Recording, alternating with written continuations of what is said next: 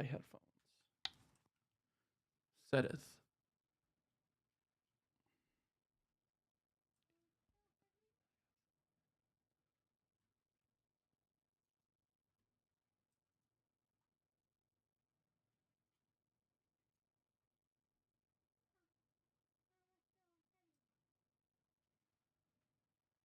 What does it say in the bottom right?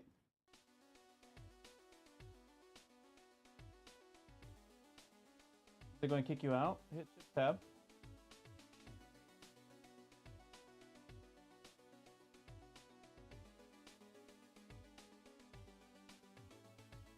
Alright, if I need to make myself like fully offline, let me know. If it kicks you out, let me know.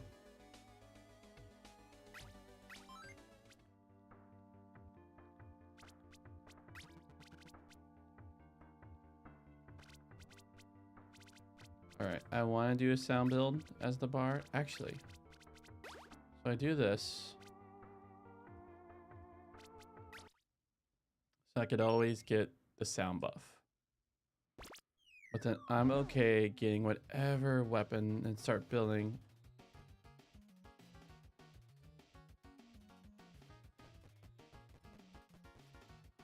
Oh, is it going to say it's going to kick you out?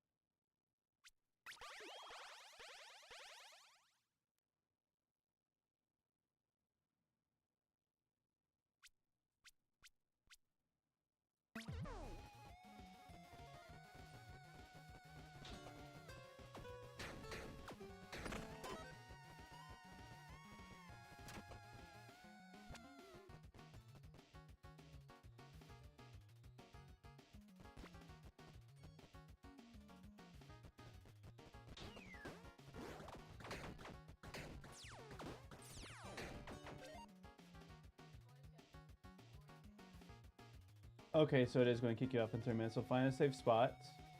You're going to have to leave. I'm going to have to start the game.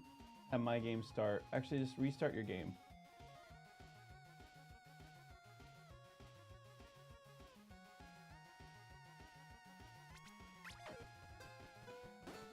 Make sure I set myself in offline mode. Yeah, just restart the game, see if it... Actually, no, literally leave the game. Return to desktop.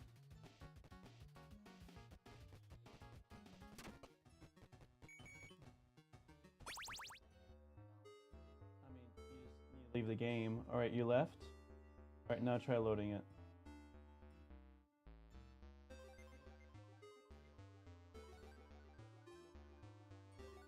Okay, check out Steam.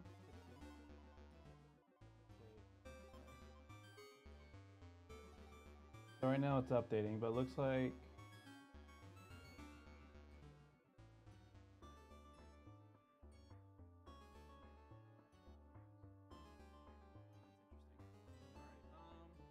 Here, let me actually... I'll just shut off internet to it. No, actually, yeah, I'll just turn off internet to this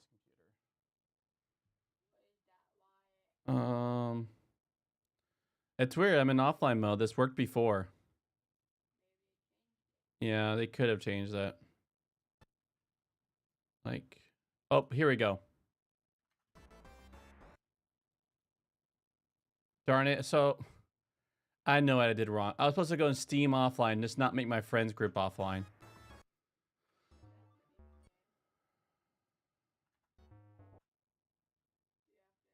Yeah, it sucks. It was a good run, but it is what it is. Okay, here we go. But I'm offline. All right, now you're good. I just clicked the wrong option. No, so I made it so my friends see me offline, and I thought that'll put me in offline mode. I was supposed to go to Steam and literally tell Steam I'm offline.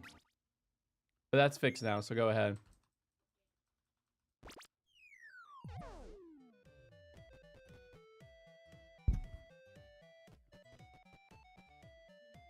See if it gets some bombs.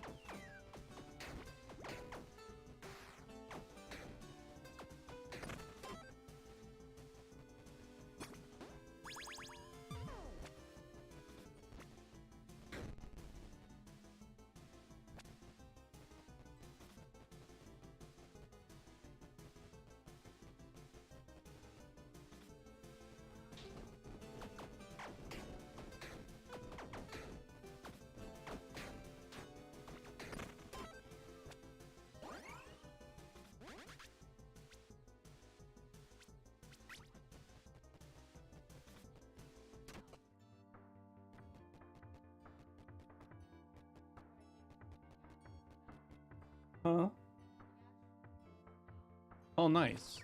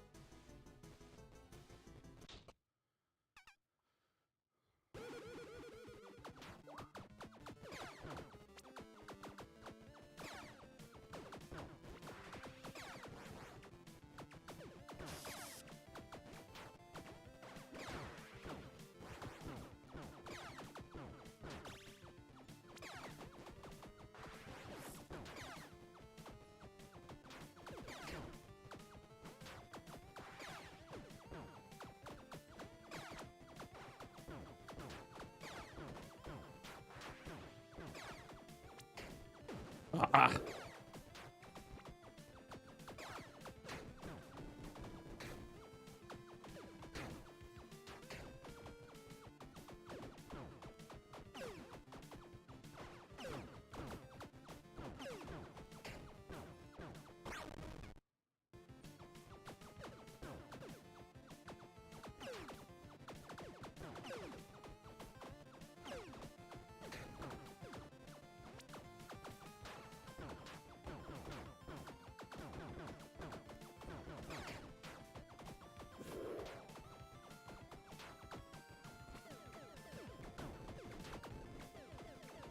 Oh, paying too much attention on the everything else. Ba, ba, ba, ba, ba, ba.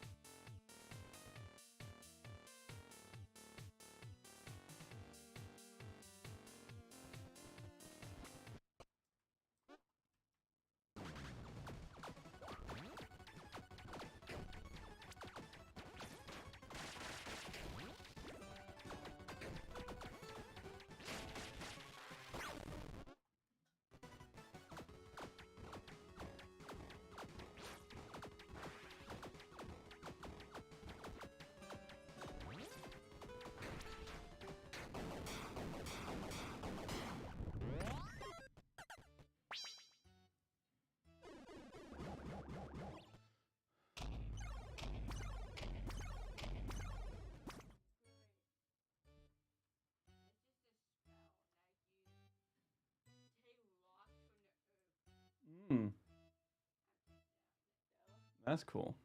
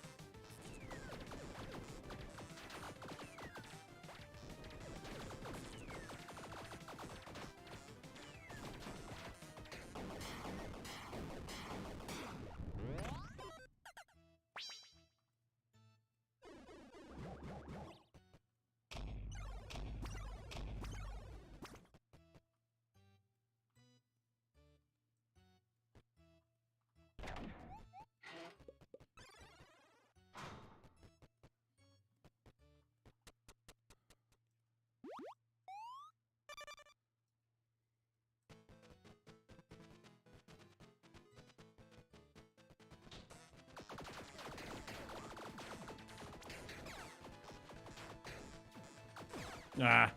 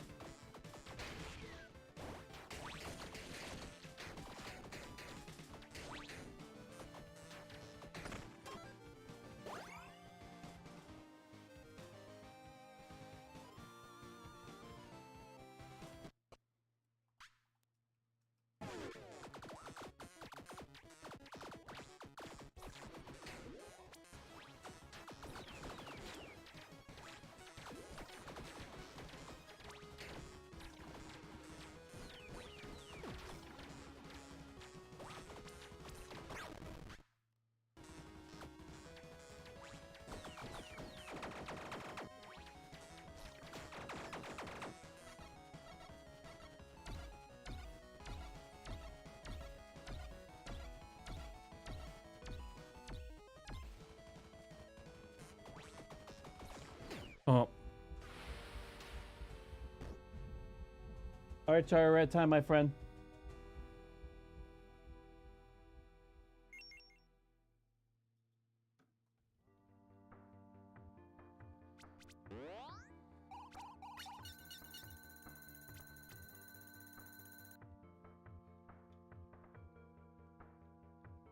Hmm. Hmm.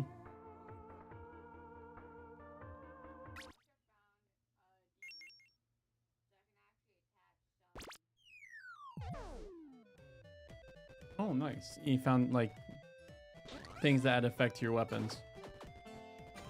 It's only temporary, right? Yeah.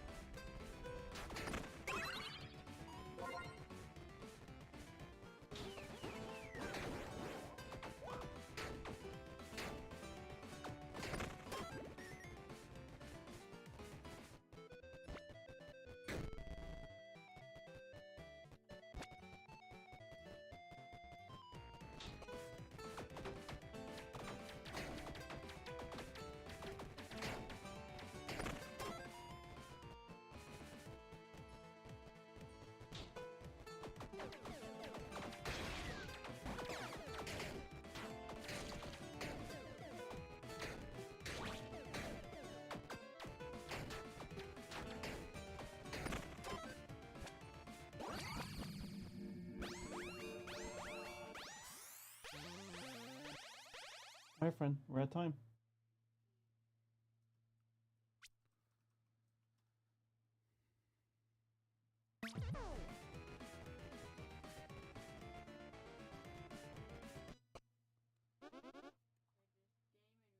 Yep, so let me know when you're ready.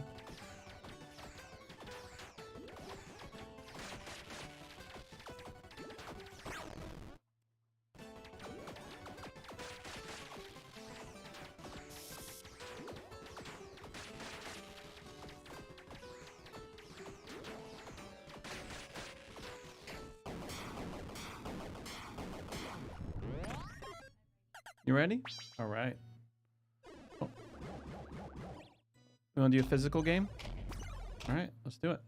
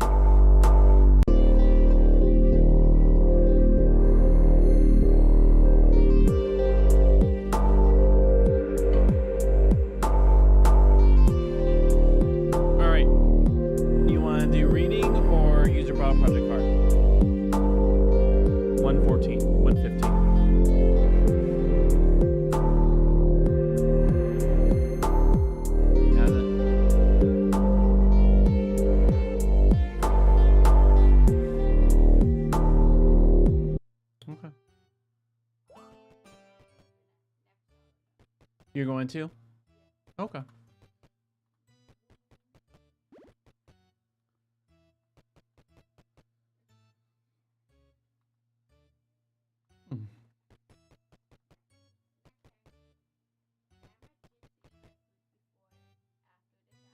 So it'll be for a second allotment? Yeah.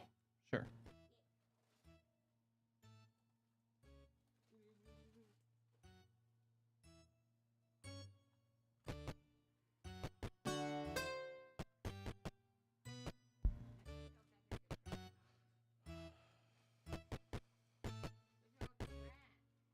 They are pretty bad. I don't have a reroll. Oh. I'll literally just pick it up to sell.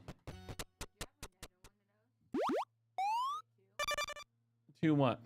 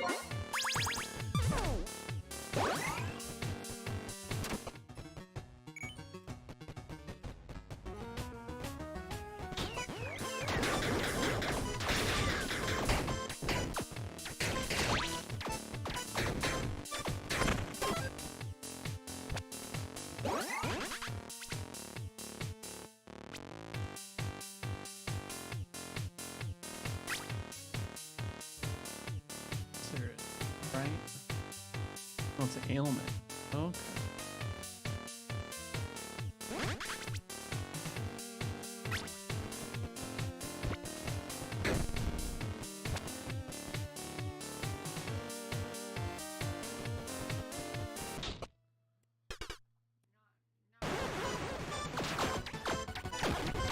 Mm-hmm.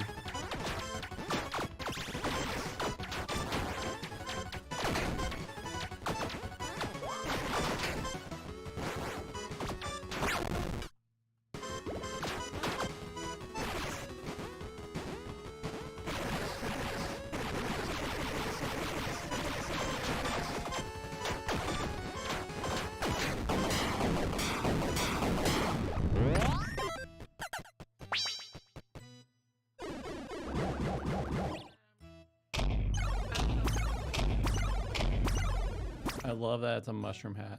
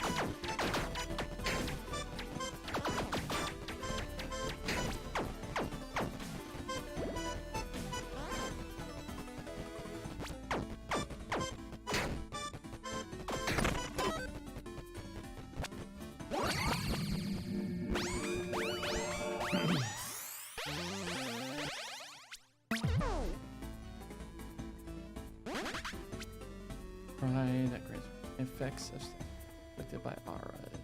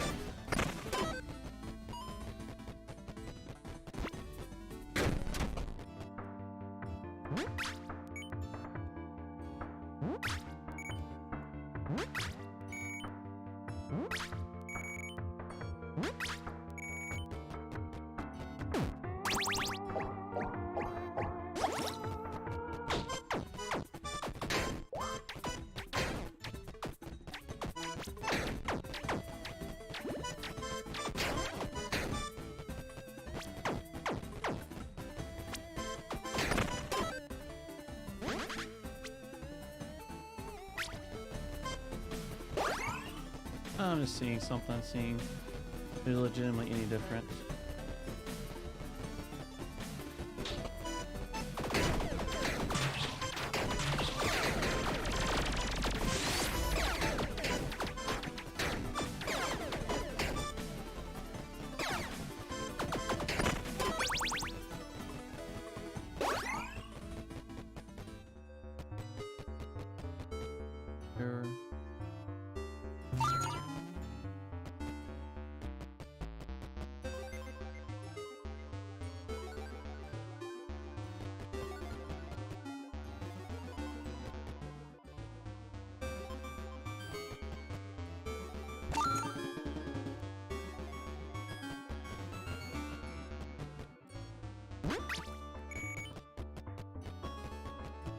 Nico.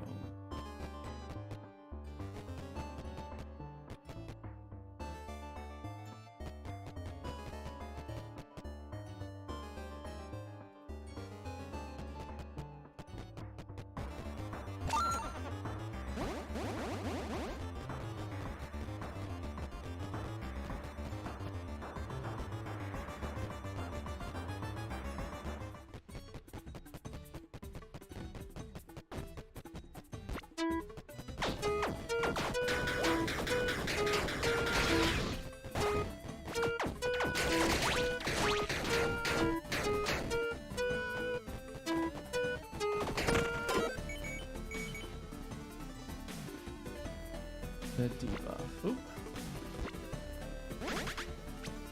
One. Doubles the thick debuffs. Here we go. Go for the rare item.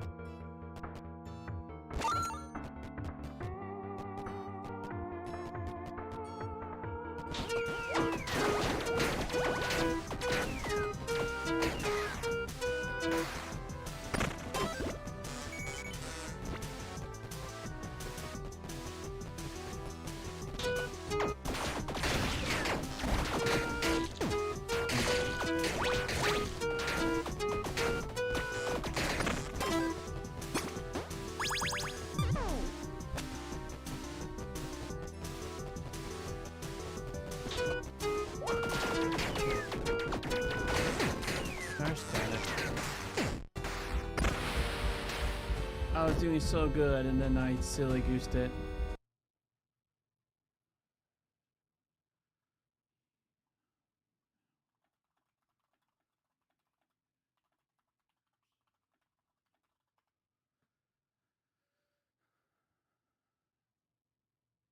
Looks like Logan is down for, to run around with you next allotment. Let's read. All right. I'll just say you can communicate that with him. That's why he's bad. But I think when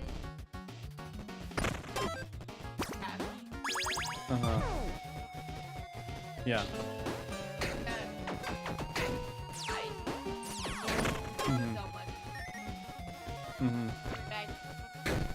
But in this case,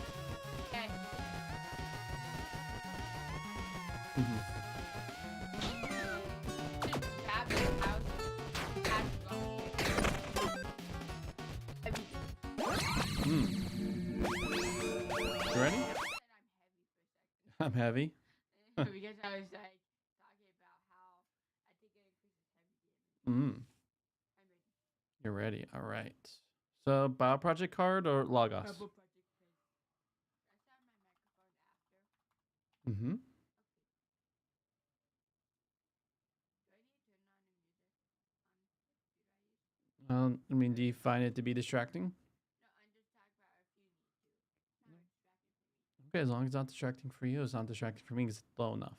It feels like blaring. Because like Max, you'd be like, Jeffrey, turn it down right now. So we did First Samuel. We're at Second Samuel, I think. Yeah. No, wait, we're not. We're actually at First and Second Kings. The books of 1st and 2nd Kings. Although they're two separate books in our Bibles, they were originally written as one book telling a unified story that continues on from the book of Samuel that came before it. So David has unified the tribe. All right, that is distracting. Hello. What's up, Logan? Here, I'll share the screen Corey if says you want to. If you want to watch Bio Project video, and then we'll be doing Logos. Yeah. Stay distracting. Yeah. Just blast it. Cat. I won't do that to the speaker. Okay, ready. All right, let's do it. Tribes of Israel into a kingdom, and God promised that from his line would come a messianic king who would establish God's kingdom over the nations and fulfill the promises made to Abraham.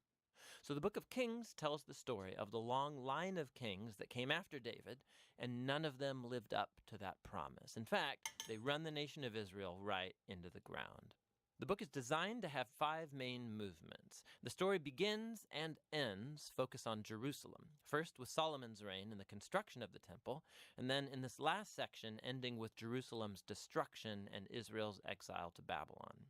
And the story leading up to this tragedy is what makes up the center 3 sections, which explain how Israel split into 2 rival kingdoms, how God tried to prevent the corruption of Israel by sending the prophets, and how exile became the unavoidable consequence of Israel's sin. The book opens with 2 chapters about the kingdom passing from the aging David to his son Solomon.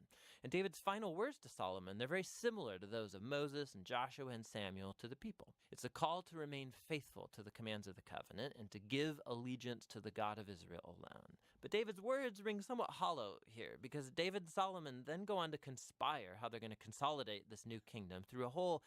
Do you love that? Stay faithful to God and murder my enemies.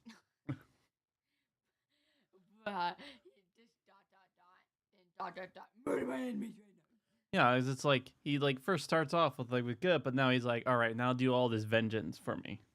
But that's not right. God does not want that. series of political assassinations. It's not off to a great start. Solomon's brightest moment comes when he asks God for wisdom to lead Israel, and he even completes David's dream to make a temple for the God of Israel. Here the story actually stops and describes the design of this temple in detail, just like the tabernacle design in the Torah. There's all these gold and jewels and depictions of angels and fruit trees. It's all symbolism echoing back to the Garden of Eden. It's the place where heaven and earth meet, where God's presence dwells with his people. But no sooner does Solomon finish the temple that he makes them. So you see that they build the temple, and the temple is David couldn't do it. Yeah. Samuel did. Samuel did, but and also like there's a long design pattern, and when you read it, you're going to get very bored. But then it's supposed to, through the imagery, makes you think of the Garden of Eden. I bet it'll be boring. Just be like, It's like a history lesson. You know, you hate history, and it's like sleeping. Your teacher, stop sleeping. I'm like, no. Really horrible choices, and the kingdom falls apart. He starts marrying the daughters of other kings, hundreds of them, for political alliances. And then he adopts their gods and introduces the worship of those gods into Israel. Solomon then accumulates huge amounts of wealth. He builds a huge army. He even institutes slave labor for all of his building projects. Now, if you go back to the Torah and look at God's guidelines for Israel's kings in Deuteronomy 17, Solomon is breaking every one. So by the time that he dies, Solomon resembles Pharaoh, the king of Egypt, more than he does his father David. The next section of the book opens with Solomon's son, Rehoboam, acting just like his father. It's a very sad story of greed and lust for power. He tries to increase taxes for slave labor. And under the leadership of Jeroboam, the northern tribes reject this, they rebel and secede, and form their own rival kingdom. And so now in the story, you have the southern kingdom, Judah, centered in Jerusalem with kings from the line of David, and now this new northern kingdom called Israel, whose capital will be Samaria eventually. Jeroboam also goes on to build 2 new temples to compete with Solomon's temple in the south. He puts a golden calf in each one to represent the God of Israel. The connection to Exodus 32 and the golden calf, it's all quite explicit. From this point on, the story goes back and forth from north to south, tracing the fate of both kingdoms. Each one had about 20 successive kings, and as the author introduces each king, he evaluates their reign by a few criteria. Did they worship the God of Israel alone, or did they promote the worship of other gods? Did they deal with idolatry among the people? And did they remain faithful to the covenant like David, or do they become corrupt and unjust? And according to these criteria, the author finds no good kings in northern Israel, 0 for 20. And then in southern Judah, only 8 out of 20 get a positive rating, which connects to another huge purpose in this book, and that's to introduce the role of the prophets, key figures in Israel's history. So in the Bible, prophets were not fortune tellers. Rather, they spoke on behalf of the God of Israel, and they played the role of covenant watchdogs, which means they called out idolatry and injustice. Yeah. Yeah, he does look like Saruman. So there are nothing like that in the First Testament. They speak on God's behalf. It's a fake movie, but it's fun. Among the kings and the people, they were constantly reminding Israel of their calling to be a light to the nations, that they should obey the commands of the Torah, and so the prophets challenged Israel to repent and follow their God. In these center sections for each king, God then raises up prophets to hold them accountable. And the most prominent prophets are the northern ones, Elijah and his disciple Elisha, right here in the center of the book. Elijah was a wild man of a prophet living out in the desert, and his arch nemesis was the northern king Ahab and his Canaanite wife Jezebel. Together, these two had instituted the worship of the Canaanite god Baal over Israel. And so in a famous story, Elijah challenged 450 prophets of Baal to a contest to see which god was real. So they both build altars and pray to their gods, but only the God of Israel answers with fire. After this, Ahab uses his royal power to murder an Israelite farmer and then steal his family's vineyard. And Elijah again confronts Ahab's injustice, and he announces the downfall of his house. Elijah eventually passes the mantle of his prophetic leadership to a young disciple named Elisha, who asks for 2 times the authority of Elijah. And what's fascinating here is how the author, he's recounted 7 miraculous feats for Elijah, and then he offers stories of 14 acts of power from Elisha. Both prophets were clearly remarkable men, and they played the same role, confronting Israel's kings for idolatry and injustice. And ultimately, they were unsuccessful in turning Israel back from apostasy. In the next section, the northern kingdom is rocked by a bloody revolution started by a king named Jehu, who destroys Ahab's family. And although Jehu was at first commissioned by God, his violence just gets out of control, and it creates the spiral of political assassinations and rebellions from which Israel never recovered. Coup follows coup after Jehu, and each king follows other gods, allows horrible injustice. It all leads up to 2 Kings chapter 17. The big bad empire of Assyria swoops down and takes out the northern kingdom altogether. In the capital city of Samaria, it's conquered, and the Israelites are exiled and scattered throughout the ancient world. Now, chapter 17 is key. The author stops the story and offers this prophetic reflection on what's just happened. He blames the downfall of the northern kingdom on the idolatry and covenant unfaithfulness of Israel and its kings. And so God has allowed them to face the consequences of their decisions. The final movement of the book tells the story of the lone southern kingdom. And here we meet some very heroic kings, like Hezekiah, who trusts God when the armies of Assyria come knocking on Jerusalem's door, or Josiah, who discovers this lost scroll of the Torah in the temple. So he starts reading it, he's convicted, and he institutes religious reforms to remove idolatry and Canaanite influences from the land. But Judah is just too far gone. The king, right in between these two, Manasseh, he's the worst by far. So he not only introduces the worship of idol statues into the Jerusalem temple, he also institutes child sacrifice. And so God sends prophets to say, the time is up. Israel has reached the point of no return. The final chapters tell the story of the Babylonian Empire coming to invade Jerusalem, destroy the temple, and carry the people and the royal line of David off into exile. And so the story ends leaving us wondering, is God done with Israel? Is he done with the line of David? Well, the final paragraph zooms about 40 years forward into the exile, and it tells a very odd story. It's about Jehoiakim, a descendant from David, who would have been king if he was back in Jerusalem. And the king of Babylon releases him from prison and invites him to eat at the royal table for the rest of his life, and the book ends. So it's not much, but it's a story that gives a glimmer of hope that God has not abandoned the line of David. So the question now is, how is God going to fulfill his promises to Abraham, to David? How is he going to bless the nations and bring the Messianic kingdom? And to answer those questions, you have to read on into the wisdom and the prophetic books. But for now, that's the Book of Kings. All right, so takeaway. I feel like Hmm. Kings is a lot super close to disturbing as Judges. Yeah. Like it's pretty close. Yeah. That's pretty disturbing. Yeah. Especially political assassinations are never pretty. No, and all that murder. Yep. So takeaways. It was definitely not right. In the later, at the beginning, just fine. Samuel, or not Samuel, Solomon, I think. No, Mm-hmm. good at first. Later, big bad me, big bad person. So just start from compromise to compromise. Yeah. It's his son, Solomon. Like David, we know is pretty messed up, but he still like the one thing that he kept on going at was still being faithful to Yahweh, even though he is a bonehead, like me, like all of us. We're all boneheads, but he has some big He's still bone. faithful. Yeah, and so he still kept turning his eyes, but yet there's still the compromise. Like, now go assassinate my enemies. And so next thing you know is Solomon, all his wealth, wives from all the nations, all the collection. All the blood spilt. He starts looking a lot like Pharaoh. Yep. So it's his son who, with his own greed, which will be a very Basically copies him. yeah. Copycat. And so it creates a northern-southern split in which it just even goes more twisted and corrupted, and everyone's doing what they want in their own eyes.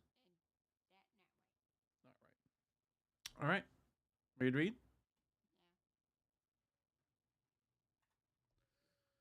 Boom, boom, boom, boom, boom. All right, I'm thinking we're in Lagos. How could you forget? I remember like every day. Dude, I feel like there's an ice block in my brain right now.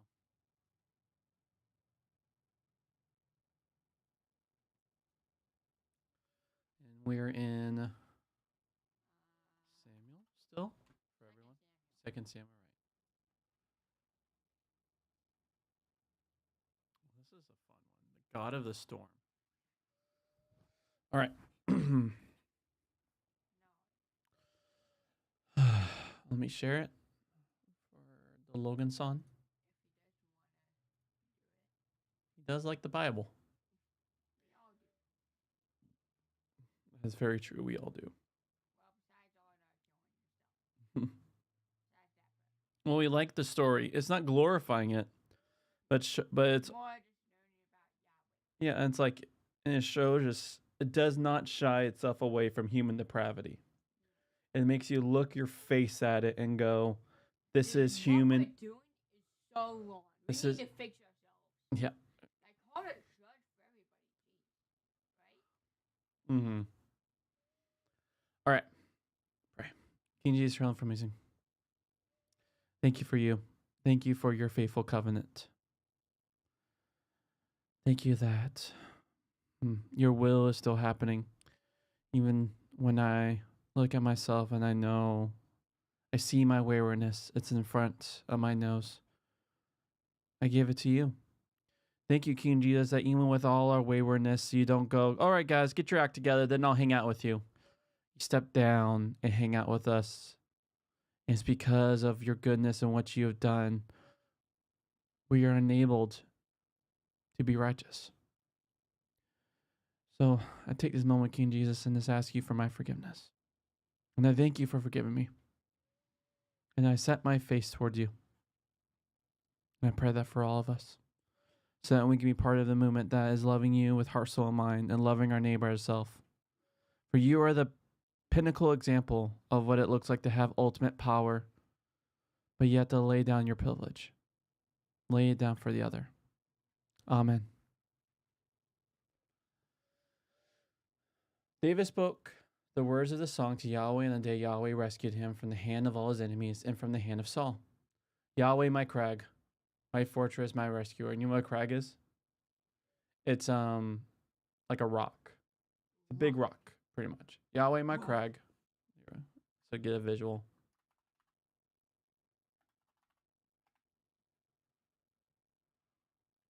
So, crag. Big rock.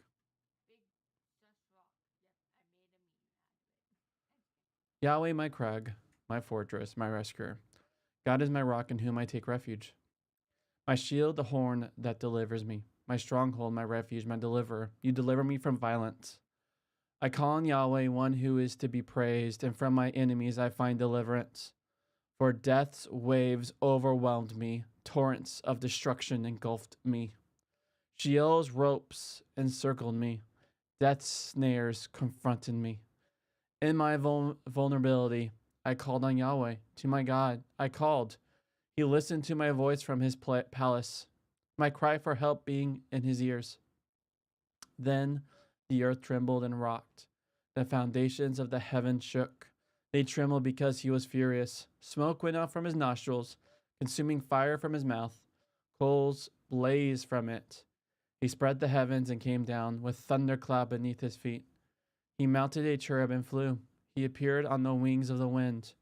He made darkness around him his screen, a mass of water, clouds of mist. From the brightness before him, fiery coals blazed. Yahweh thundered from the heavens. The Most High gave out his voice. He shot arrows and spread them about, shot lightning and rumbled. The channels of the sea became visible. The foundations of the world came into sight. He sent from on high and took me, drew me out of mighty waters. He rescued me from my enemy, the strong one, from my foes because they were too mighty for me. They confronted me on the day of my calamity, but Yahweh became my support. He brought me out into a rooming place. He rescued me because he delighted in me. So, remember his son? People pretty much always keep trying to take his throne. And so he saved him from his son and also from Saul. The song says, it never rains in Southern California. But it goes on to say that they never warn you that it does. The song says it never rains in Southern California. But it goes on to say that they never warn you that it does sometimes pour. I myself never needed galoshes in Britain, where we usually have only gentle rain, though we have it rather often. In Los Angeles, I was once caught for 3 minutes in a downpour, and I was as wet as if I had lain in the bath in my clothes. Yet nothing I've actually experienced. So it's like there's like rarely like I spent like 2 years of my life in San Diego, and so like rare like doesn't rain too often, but when it does, it's like it like goes down so much that's like it's like raindrops this big.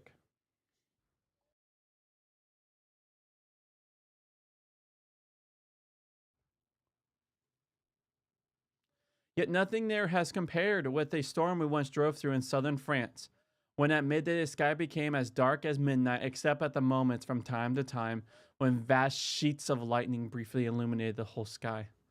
Rain fell as if we were in a waterfall, and the earth shook. The Song of David's presupposes that the songwriter knew about that kind of storm. The fact that David is said to have spoken the song need not imply that he wrote it. Like presidents, kings presumably did not write their own speeches or songs. Yet evidently David and or the author of 2 Samuel thought of the song that fit his lips. One could see this is so in the way the song begins. It piles up images to glorify God as the greater protector. That was the way God had proven to be God for David in those years when he was on the run from Saul. God was a rock he could climb on, a shield he could protect himself behind, a refuge he could hide in. God was a horn, that is, God acted with the strength and aggressiveness of a bull with its horns.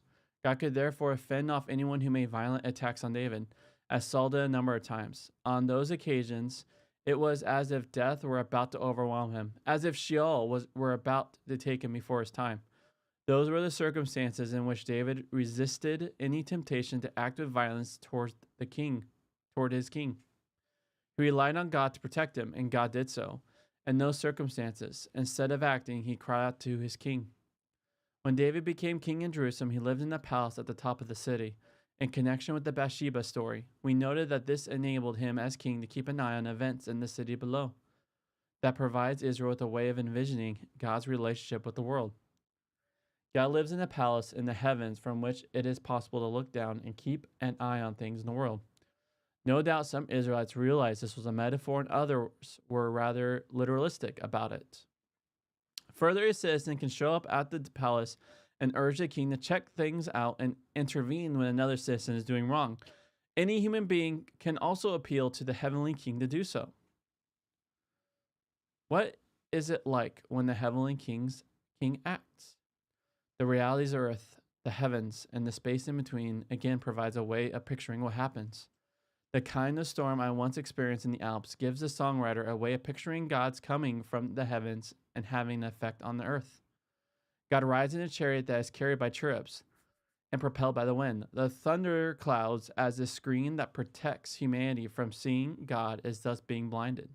The thunder is Yahweh's roar. The flashes of lightning are the fiery arrows God shoots.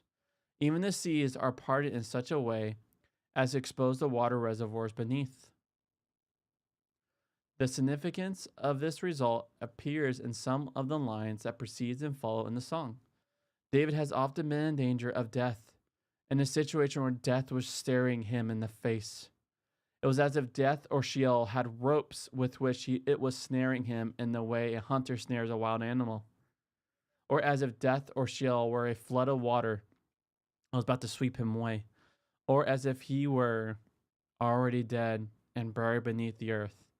In such a situation, God comes down to rescue us from this enemy hunter, or divides the sea to reach down into those floods, or reaches down into the realm beneath the earthly world to where death has almost taken us.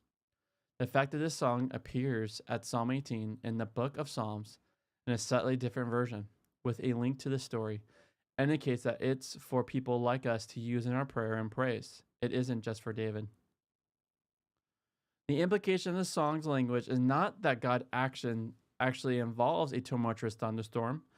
At least when the Old Testament pictures God acting in the world, it is not in the habit of referring to a thunderstorm. The song is a piece of poetry. The thunderstorm provides a way of describing the dramatic results of God's acting in the world. The overlap between the metaphorical and literal appears in verse 18, where it speaks first of a strong enemy, which sounds like death personified, and then speaks of mighty foes, plural. The attacks of the enemy comes in the form of the attacks of these foes. The attacks of these foes are the means whereby death seeks to take one before one's time. The arrival of God and God's acting against death to bring deliverance takes the form of escape from enemies that the person under attack experiences in a way that seems miraculous. Before that happens, the individual was under constraint. The Hebrew word for vulnerability suggests being confined into a narrow place. When it happens, he or she is brought into a place of freedom, into a roomy place. All right, friend, we can start.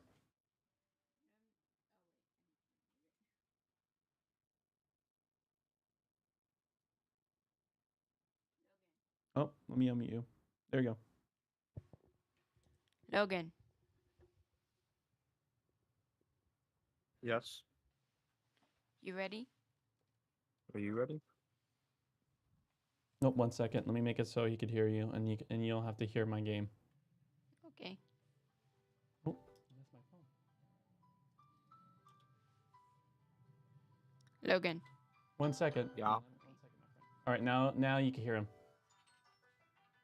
Logan. Yes. You ready to play Elden Ring?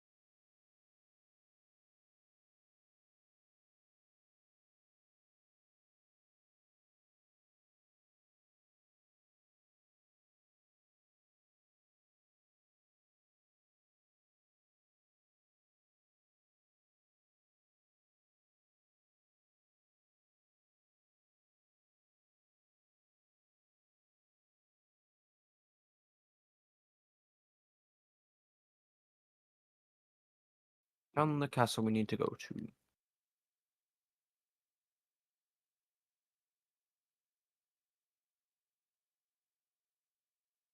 Wait, this isn't the castle, is it? Wait, that's not the castle.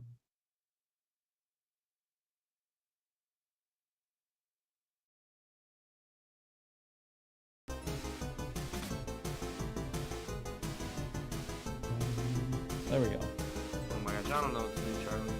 Sorry, friend, my soundboard has been bugging. You know what to do? No.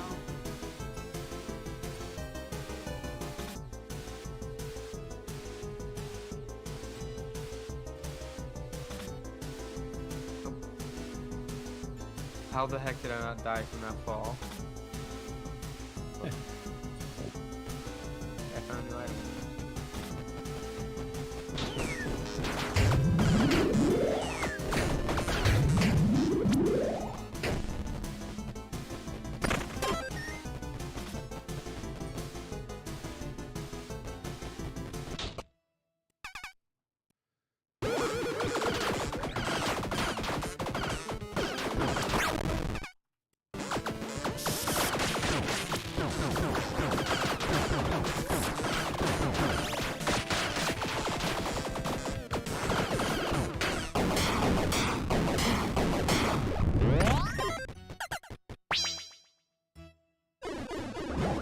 For all the lucky hit.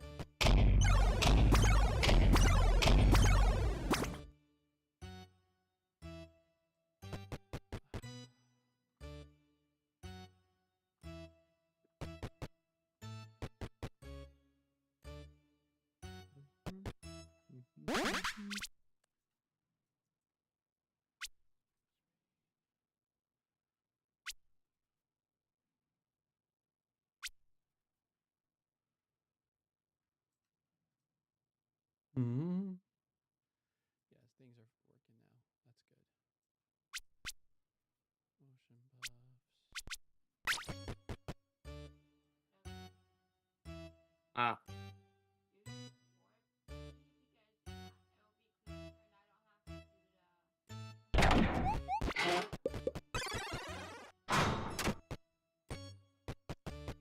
Evil.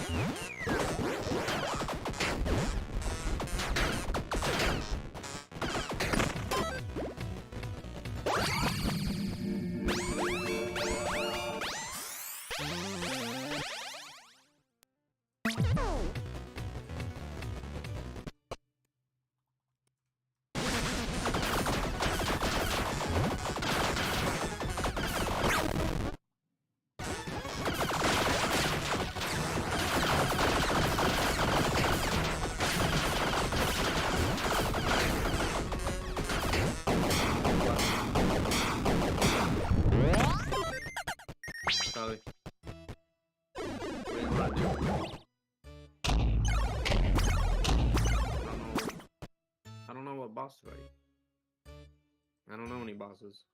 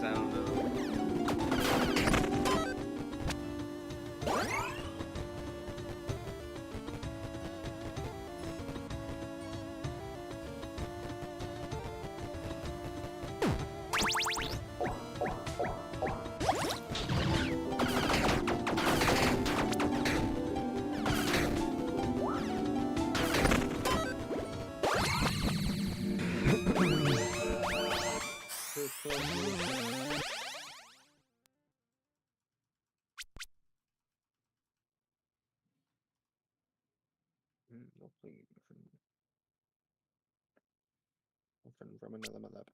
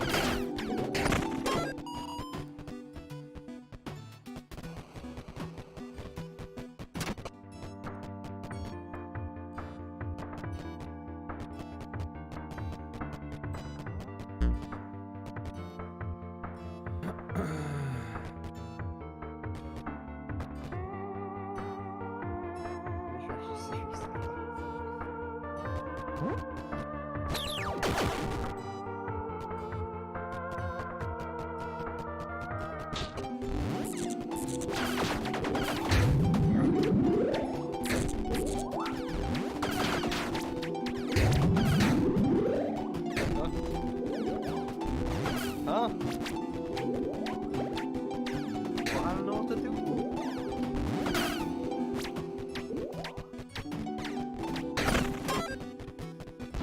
I used all my energy on this game to help carry Corey. And it's wearing on me now.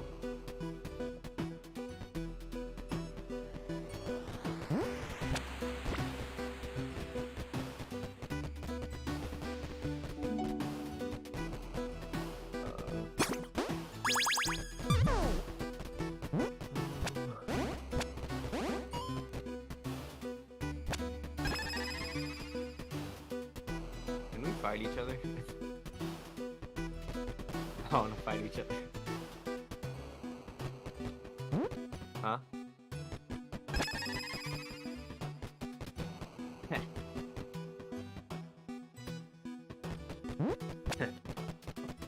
I'm gonna look if we can 1v1 each other. Huh?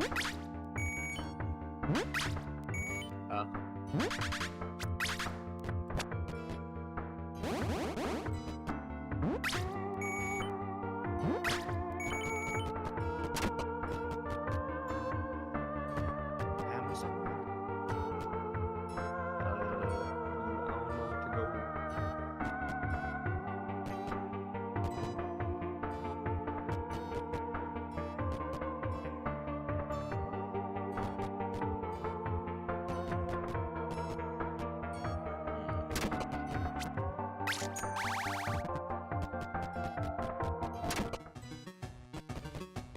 For a ball?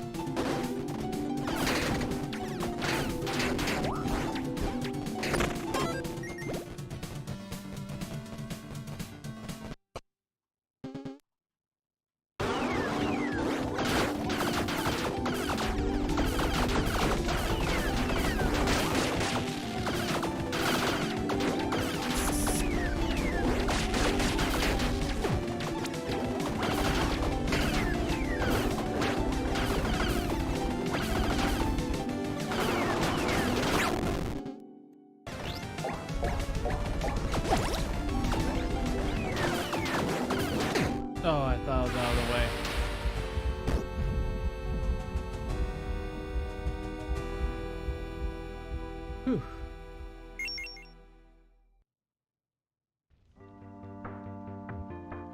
I guess you guys are not playing Elden Rings anymore. Awesome. You guys are not playing together. Let's set this back up so I can do this.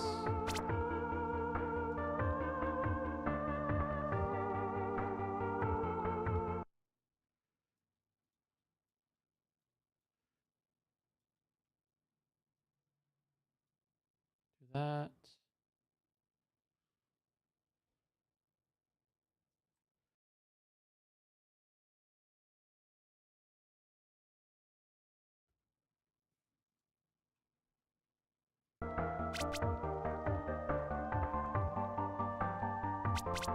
The Troubadour. Alright, it looks like I just gotta stick to periodical effects. It's just the chance he's pushing my guy towards that, which makes sense since I already have something that always do periodical effects. Got a link to that I already have.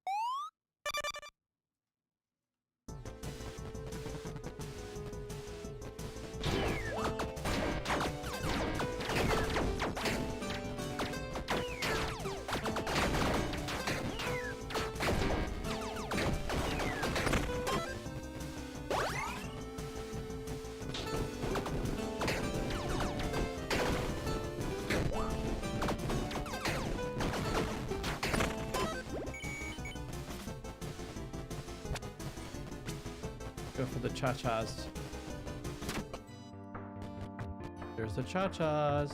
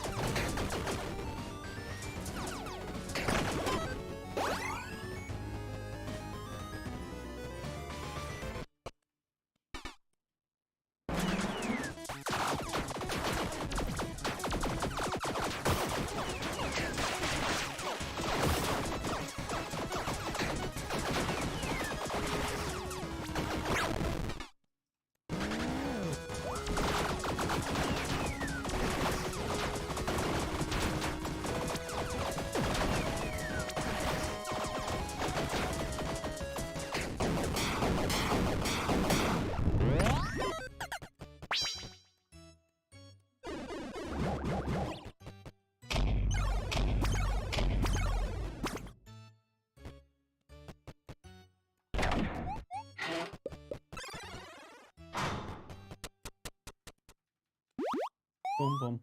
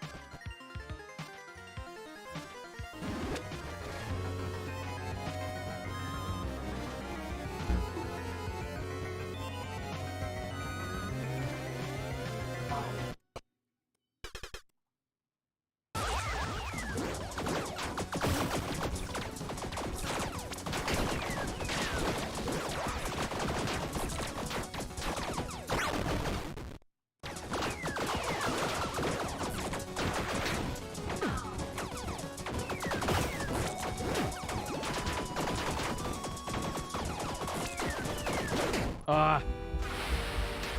So close. Hubbug.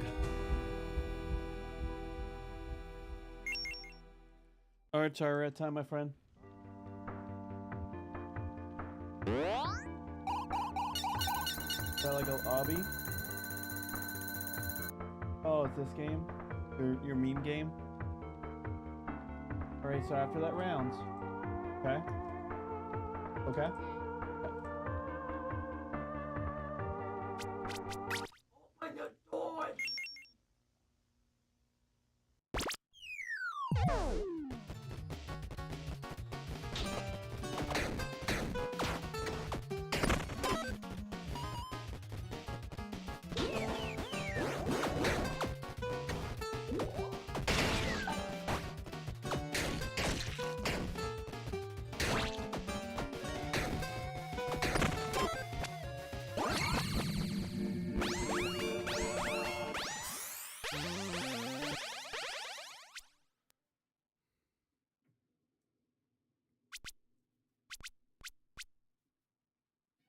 Oh God, that scared the crap out of me.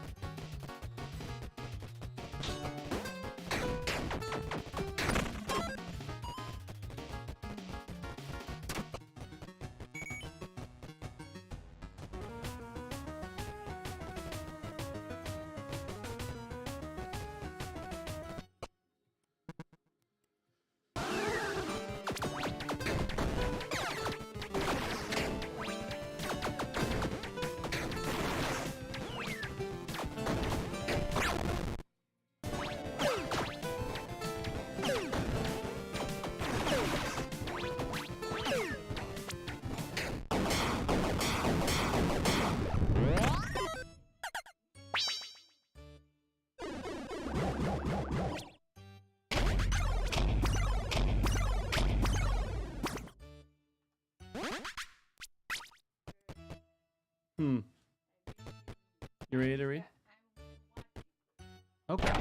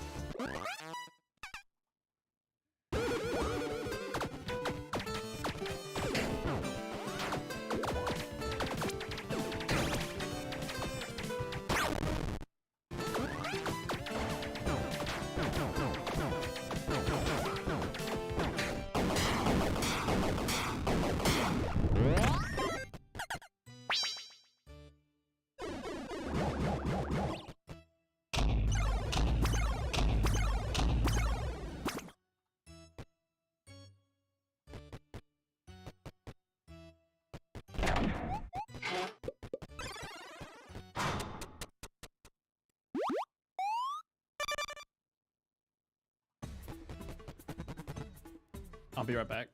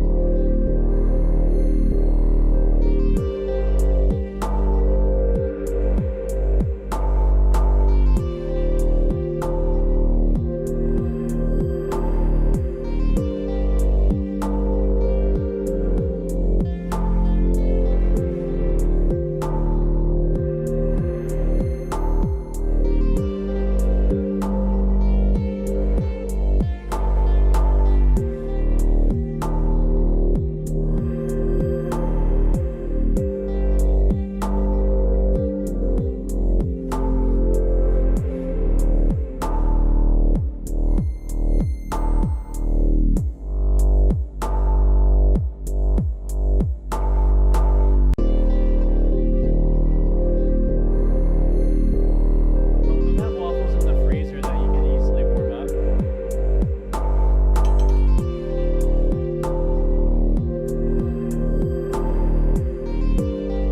I mean, they are tasty waffles. You ever want one of them?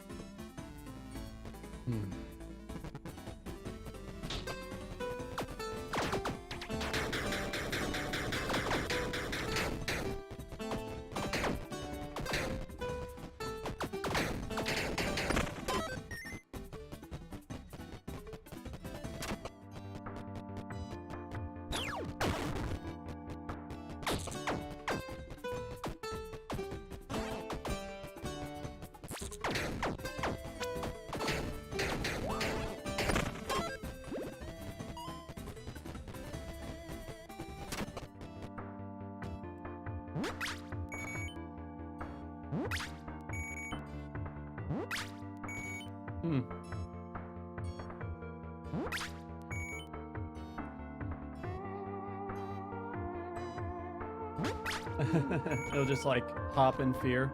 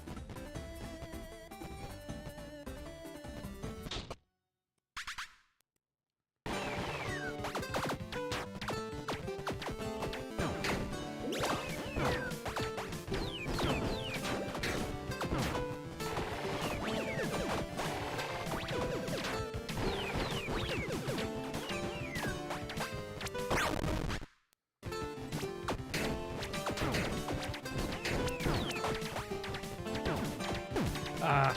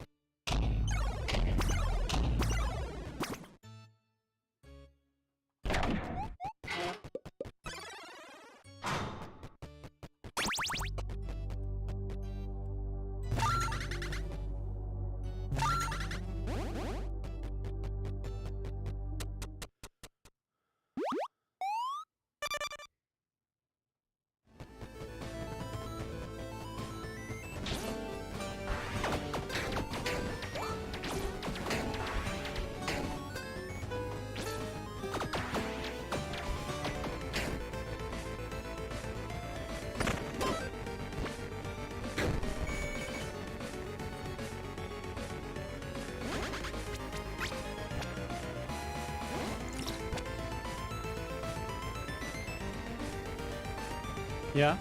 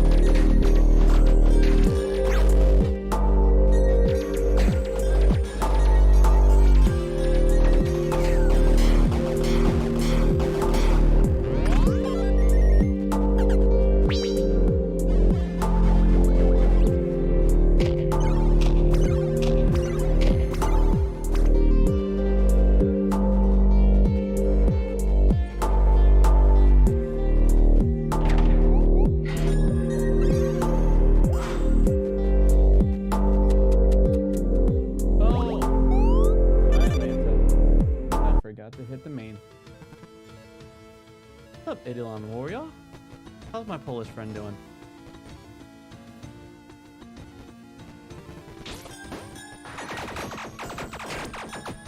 I'm a silly goose.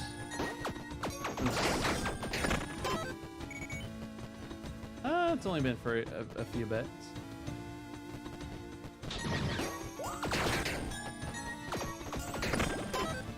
Please. Permanent potion. You can do it. Oh, nice. I'm happy for you.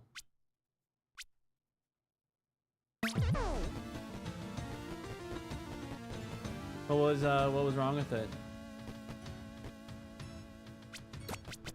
Do this. Yeah, let's do it. Deadly tox. All right, I'll take it.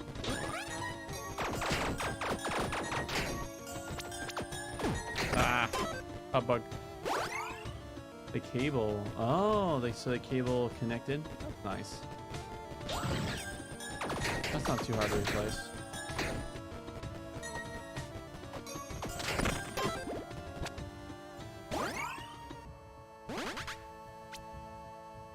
Motion.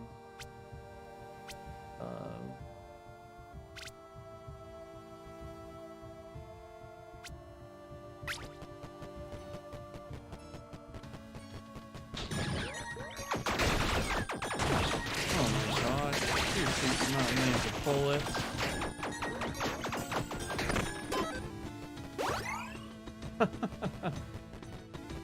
You like do a little ceremony for it? You know what? We're here present Sir Cable. You think so? Nice.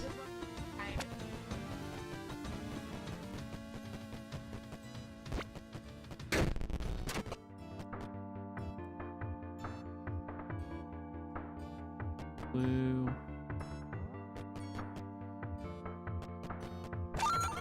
Ah.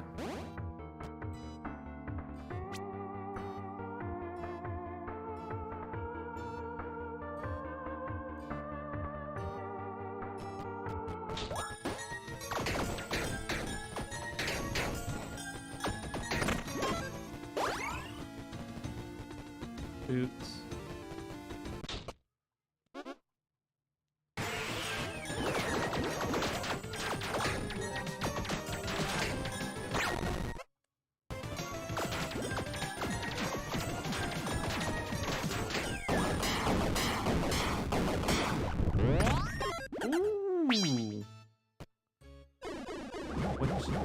Ooh. What kind of CPU are we getting?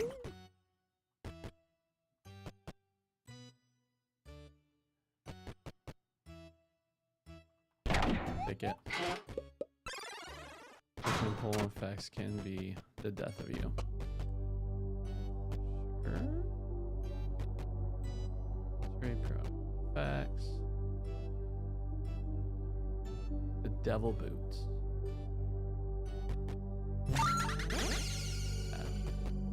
Time.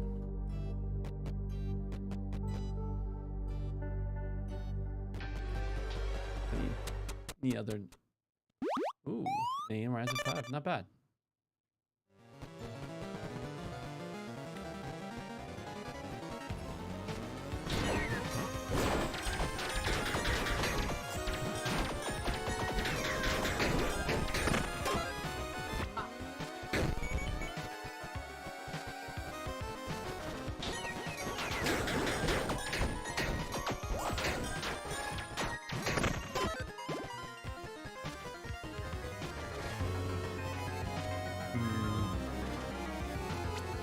More dice would be nice.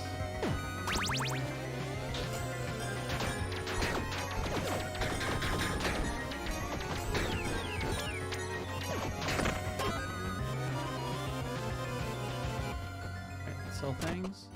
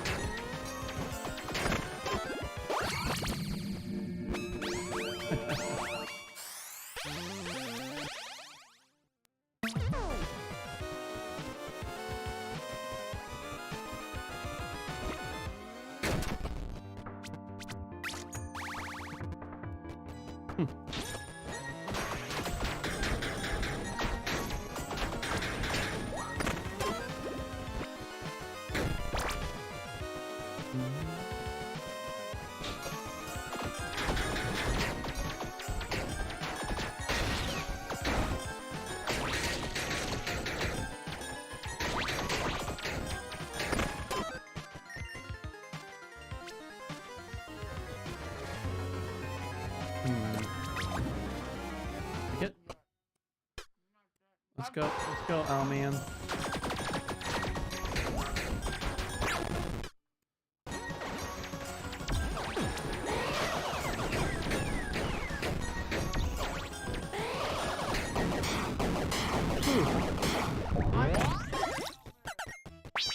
Whew.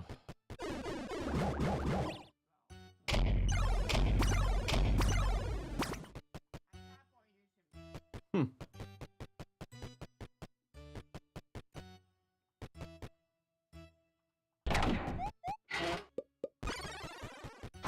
I did two Dingo. Two Dingo Pup Blue.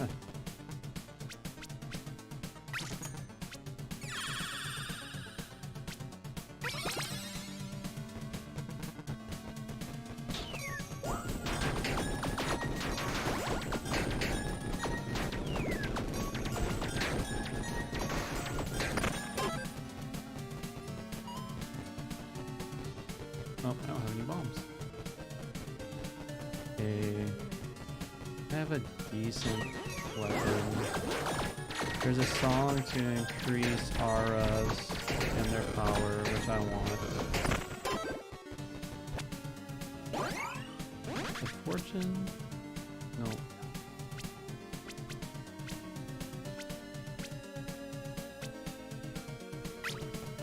Fury. Ah, I hit these bells with so much emphasis. Oh yeah, that is ancient, my friend.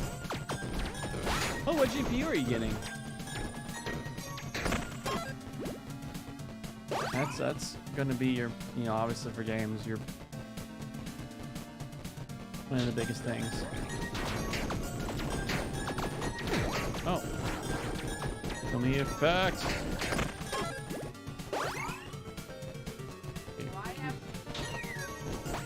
Well, they actually like help my auras be better.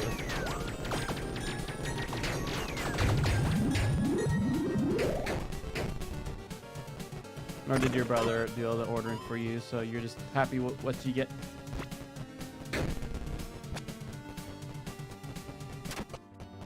Alright, 18. So 14. I'm 19. I only have enough for just one. And that is my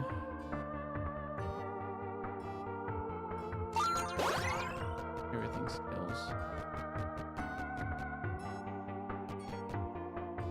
I know.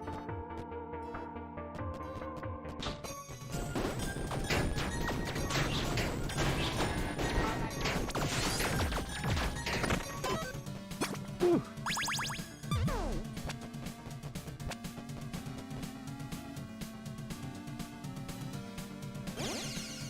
Happy.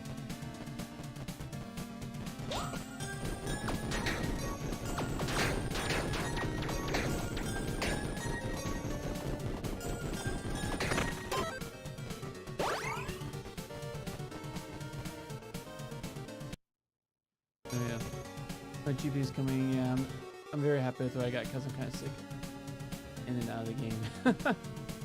I guess you're. Oh yeah, you're definitely one of those where you look at potato settings.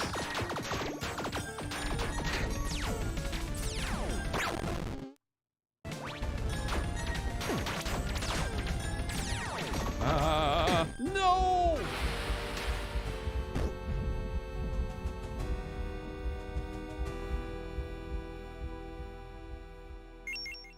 That's a 52 EM. That is truly an ancient. Ancients of days right there.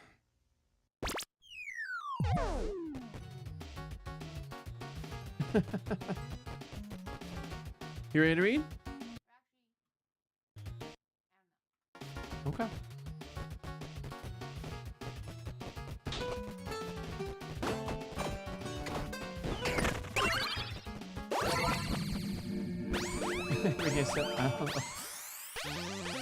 I haven't got a chance to play Ultra Kill yet.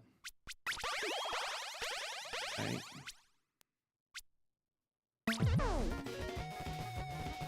I have it. It's gonna be when I'm my Wednesday and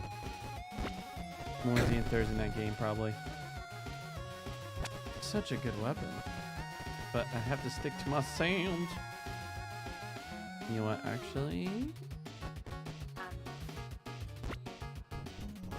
whee!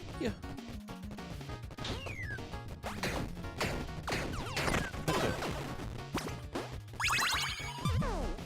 Looks like the game is not. Oh, I have 10.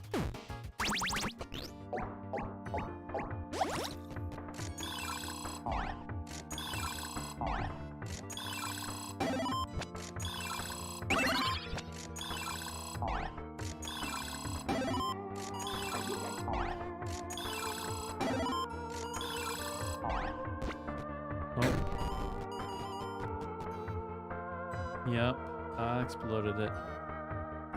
Magic Find, yes please.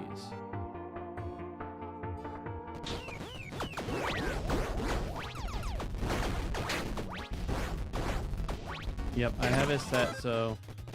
Ooh. And trigger your on-combat start effects.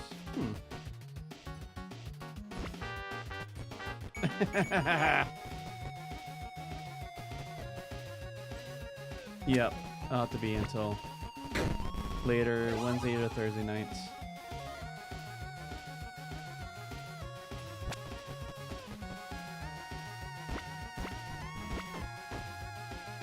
Yep. I don't have any combat start effects, so we'll just do this for right now. Gloves.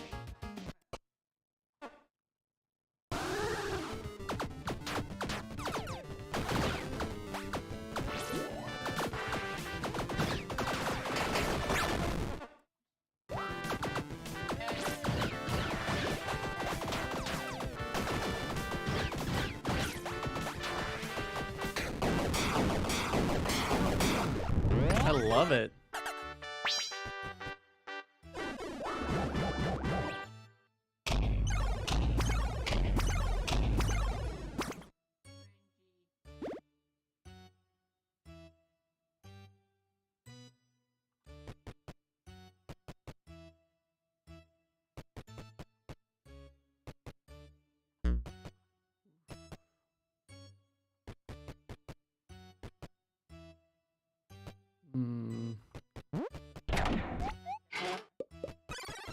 It just... Oh, and orbital completes a full... Oh, that's terrible. I don't have any orbitals. I misread that.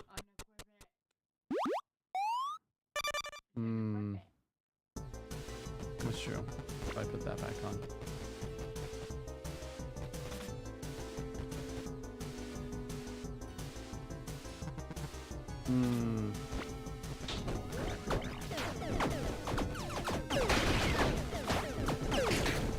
Yeah. Yeah, maybe one of these times when I'm on later, I'll give Decaying Winter a try with you.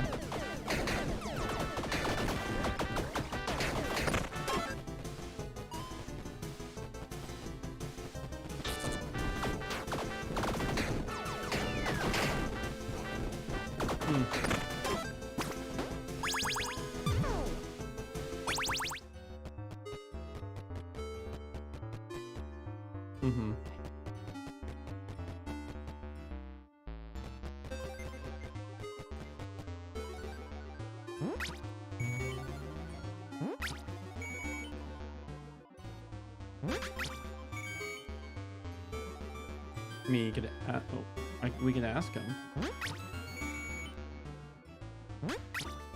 Is there a mode in Decaying Winter where it's just PvP and no guns? Broheim's asking.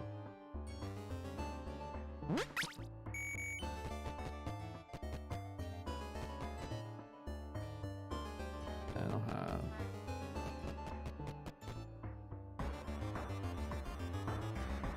Nice.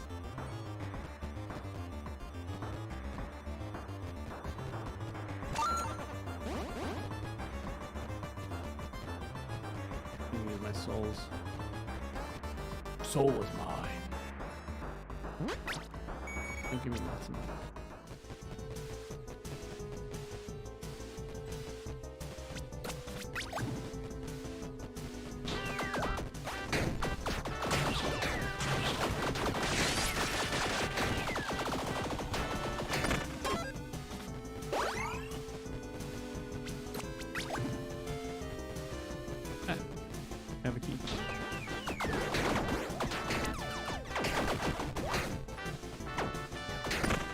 It's all guns, blood.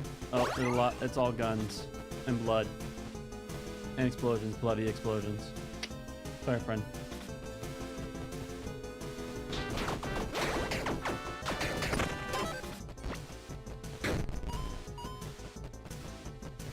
Oh. You might be thinking of a different game. Oh, these guys are fun. How's it going? I'm not sure I remember what it feels like to be anything other than a skeleton. Oh, yes.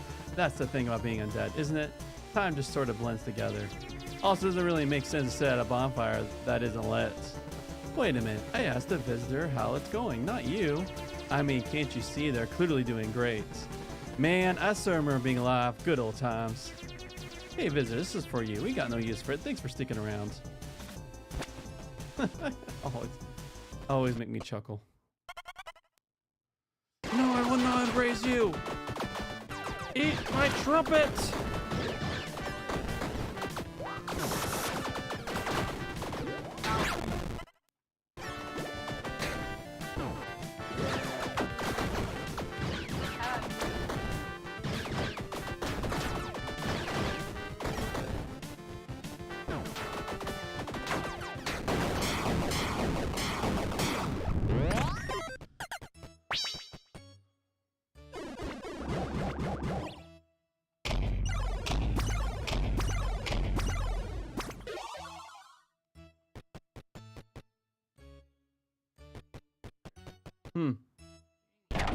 Yeah, I can read now.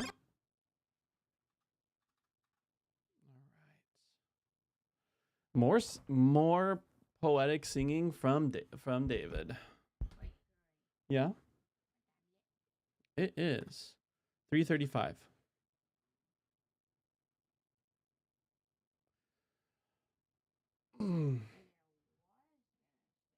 Have you hydrated?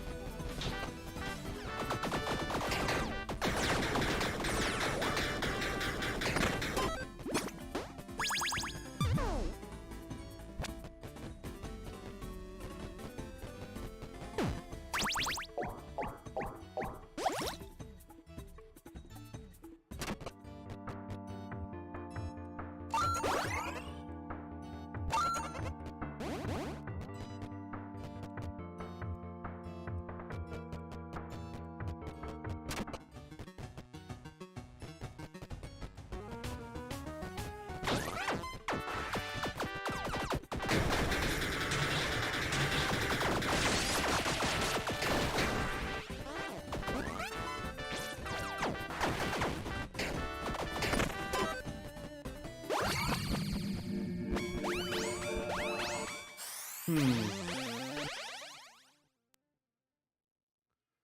it to bosses to glitch out. Okay, Saran.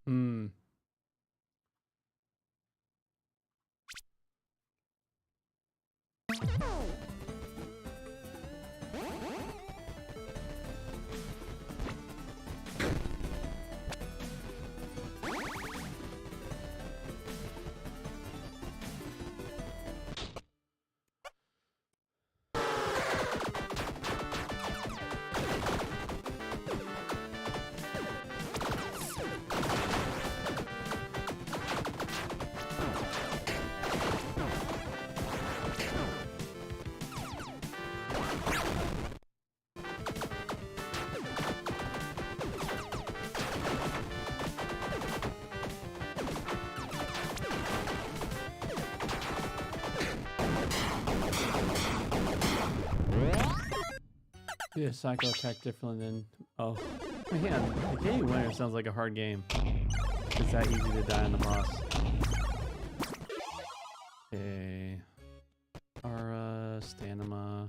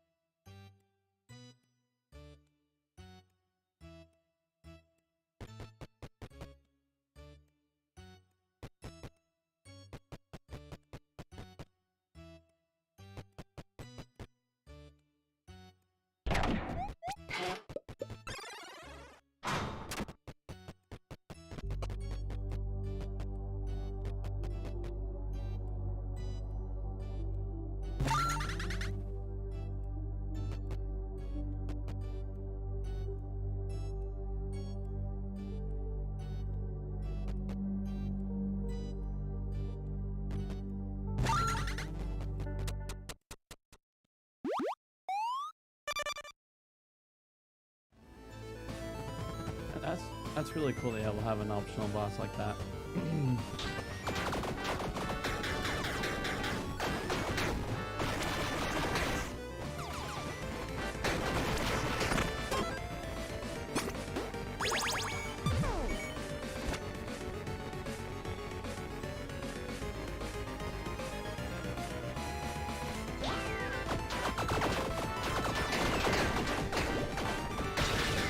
Ow. Oh man.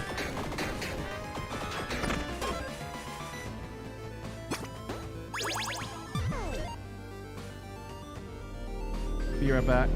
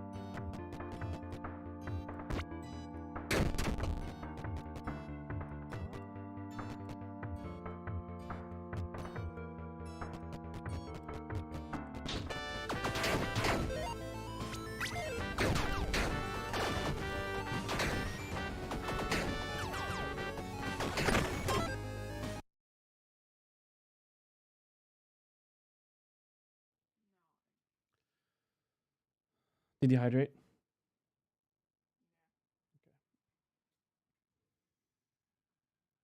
Christ. 2 Samuel chapter 22, verse 21 to 51. I have kept Yahweh's ways. Jesus, your holy, wonderful, amazing. Thank you for you. Thank you for that.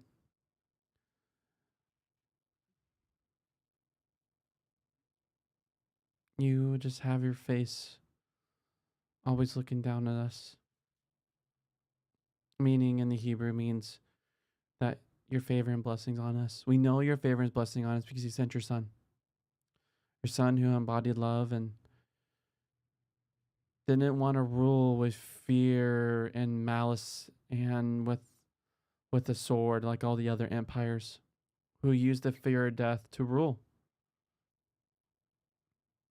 But you rule through love and giving oneself. You are my king because there is no better king, no better God king like you are. I declare allegiance to you.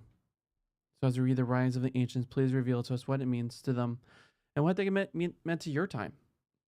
And when you used it and read it and your people used it and read it, what you're going through. Amen.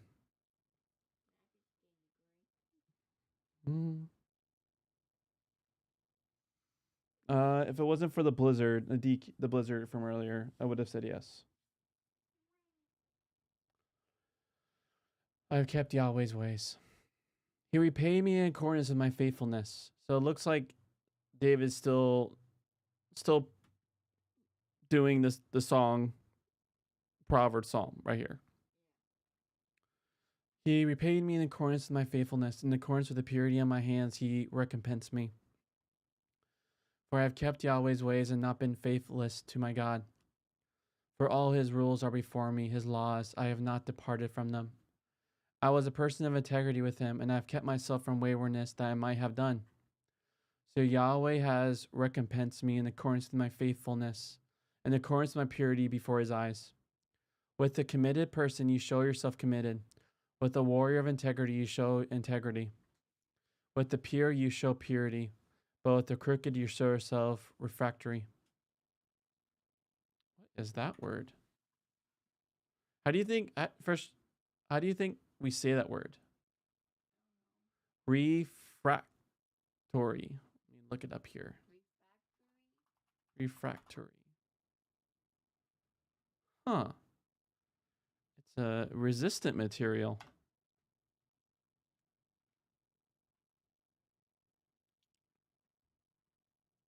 Refractory. Oh, I said it right. Stubborn or unmanageable. So it means stubborn. What a fun word. So with the pure you show purity, but with the crooked you show yourself refractory.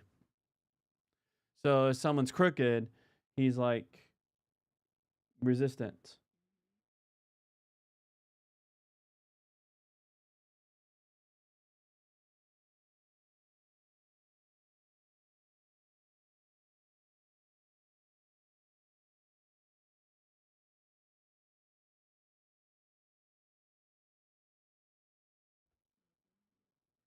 A lowly people you deliver, but you avert your eyes from important people.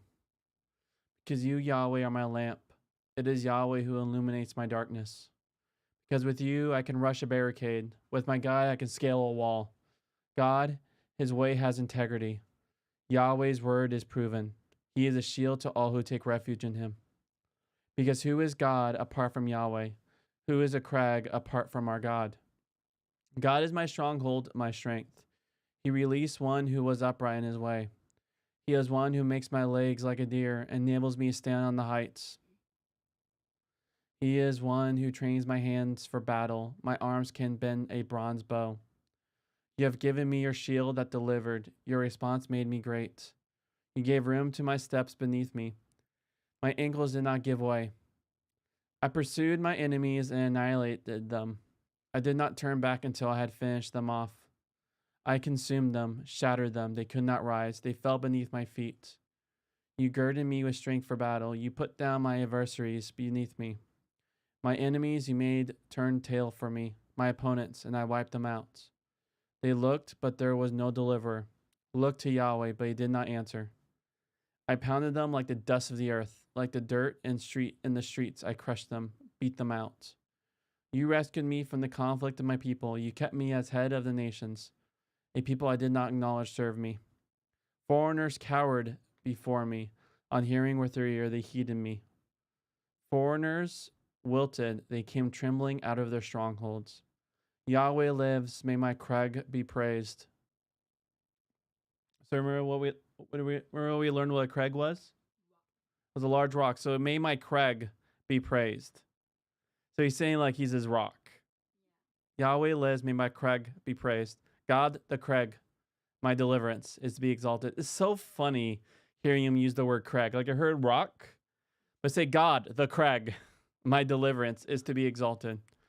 God who gives me redress, subjects peoples under me, who rescues me from my enemies, exalt me above my adversaries, saves me from violent men. Therefore I'll confess you, Yahweh, among the nations, and make music to your name. A tower bringing deliverance to his king, showing commitment to his anointed, to David and his seed forever.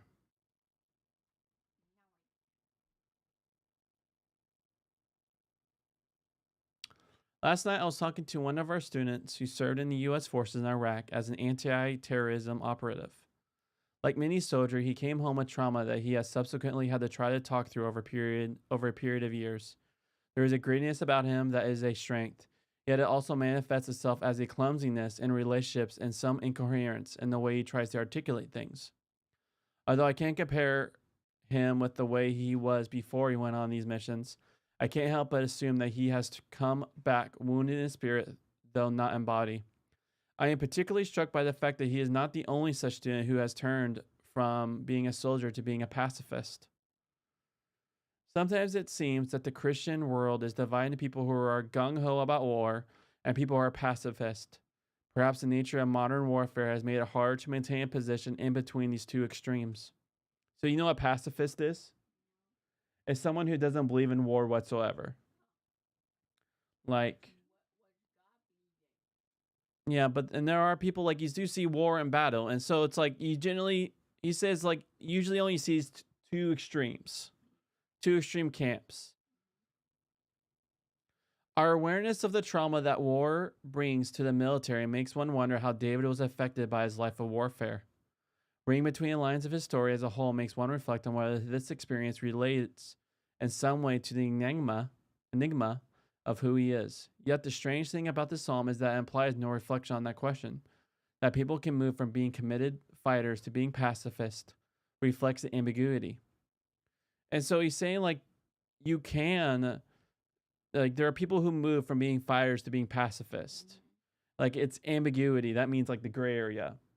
Like there's like streams, right? You got the stream like people who are all about war and people who are like, even if you come at me with swords, I'm not going to fight back. That's like pacifist. Then fight back, yeah. About being involved in war. The song recognizes no such ambiguity. Its previous section closed with declaration that God gave David victory because God delighted in him. Why did God delight in David? You can't explain why God chooses someone, and you may not be able to explain why God delights in someone. God's delight can't always be explained.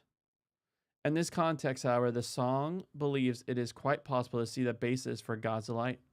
It lies in the person's faithfulness, commitment, integrity, purity of hands, walking in God's ways, living by God's rules, and avoiding faithlessness and waywardness.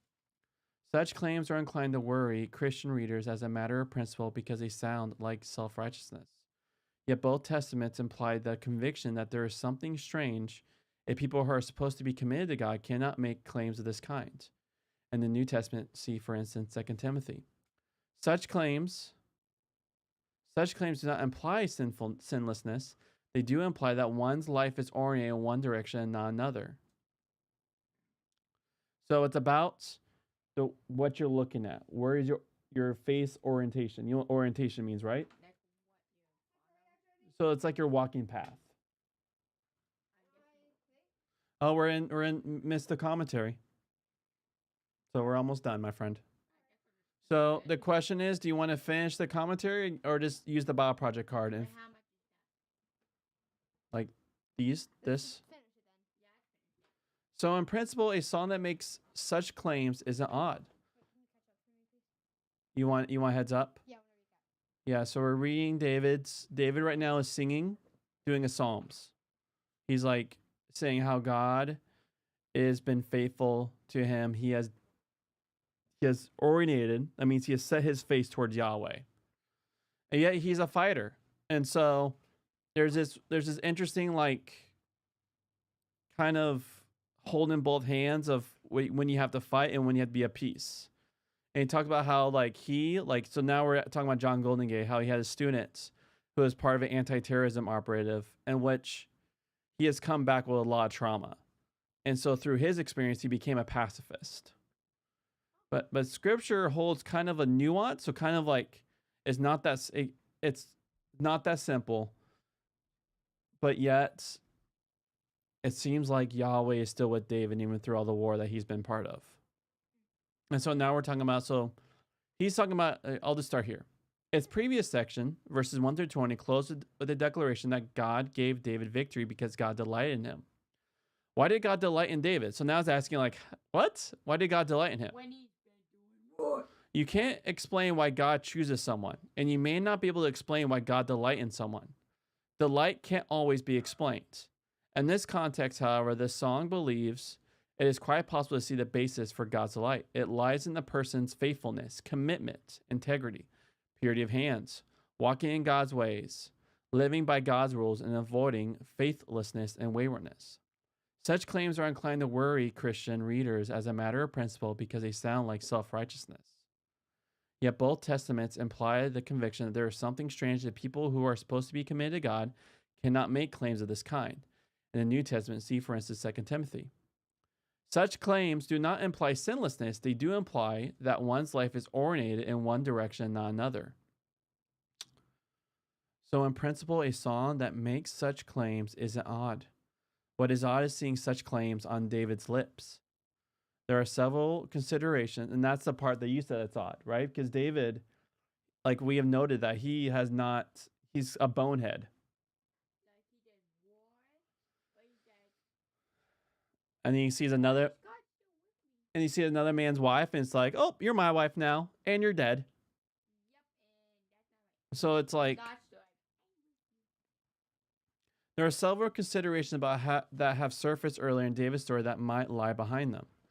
We have known that the Old Testament's reoccurring declaration about David's faithfulness do make sense if we relate them to his commitment to Yahweh rather than to other gods in the forms of worship that Yahweh approves rather than the forms Yahweh forbids, such as worship by means of images or human sacrifices. So the thing is, like, even through his boneheadedness, which should give us hope, that he still is committed to Yahweh. Yeah.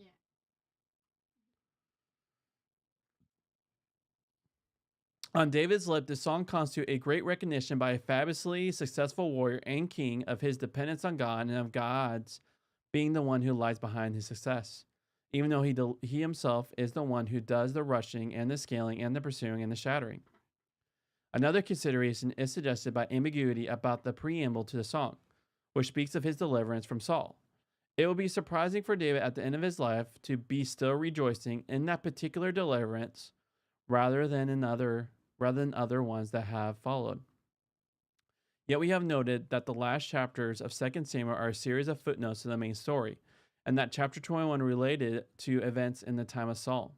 So maybe this song has in mind the earlier part of David's story, the beginning of his reign, when his deliverance from Saul was quite recent. Would have been a more plausible time for David to have claimed to have been faithful to God on a broader front than he could claim at the end of his reign. Placing the song here thus reminds us once more of the ambiguity of David's life. He was once a person of integrity, but he did not remain such. There is a related third consideration.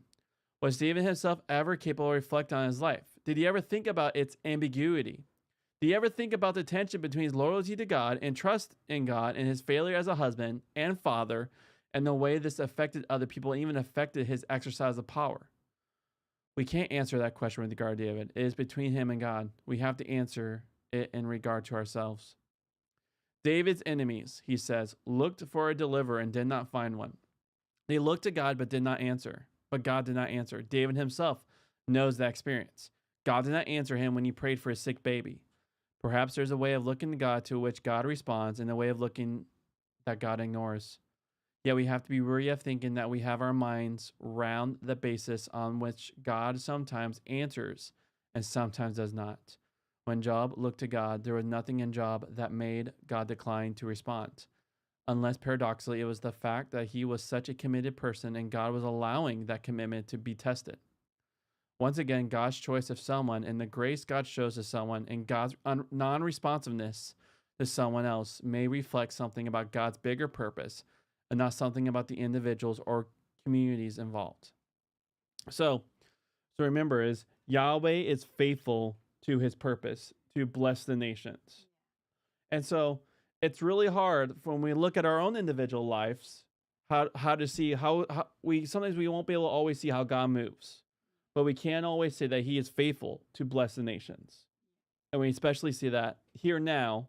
This David David has done some so pretty bad stuff, and God's so faithful. yeah. And also David is way before Jesus. Jesus is actually a descendant of David. David is like his great grandpa. But you also see that yet God chooses Israel to bless the nation. So he's faithful to that. He's committed to that. And so that should give us hope in the everyday that we cling to him, and we may not always see him responding, but we still know that he is faithful, and we should find hope in that. All right, friends, we can start. So by the way,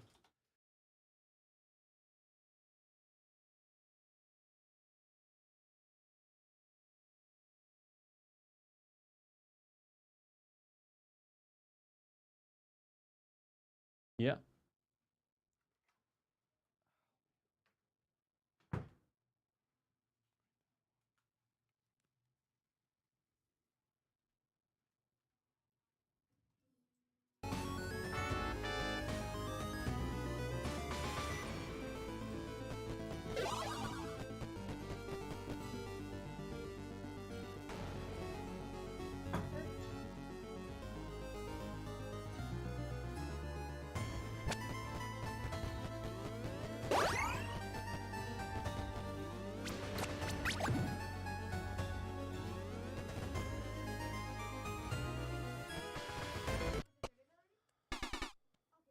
All right.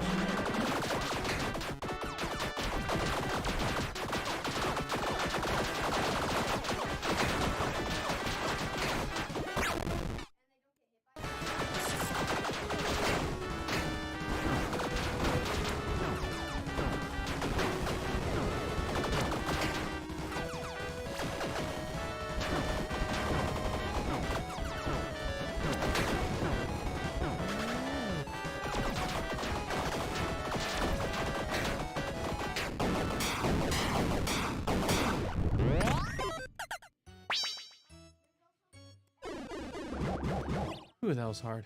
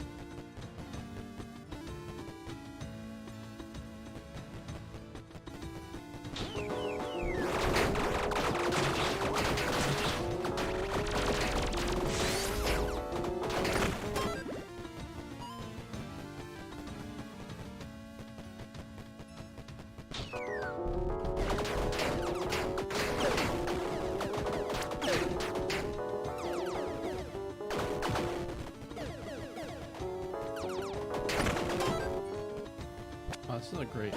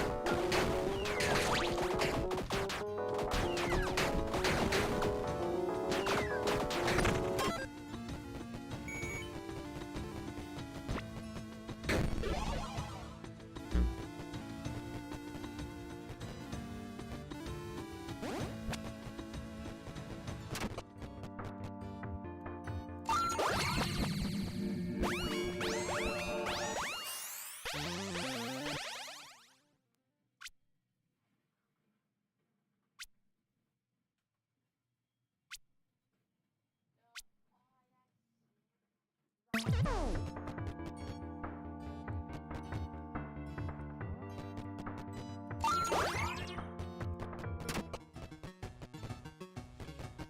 have any keys. That was not worth it.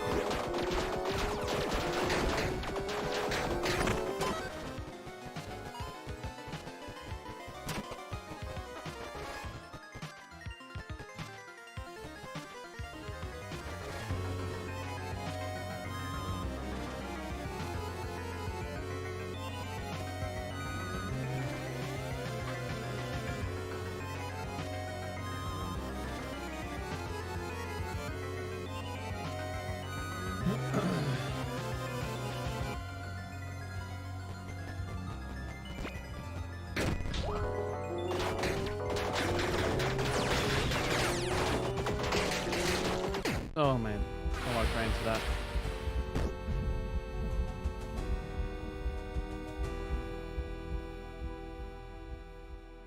Oh, and no fly.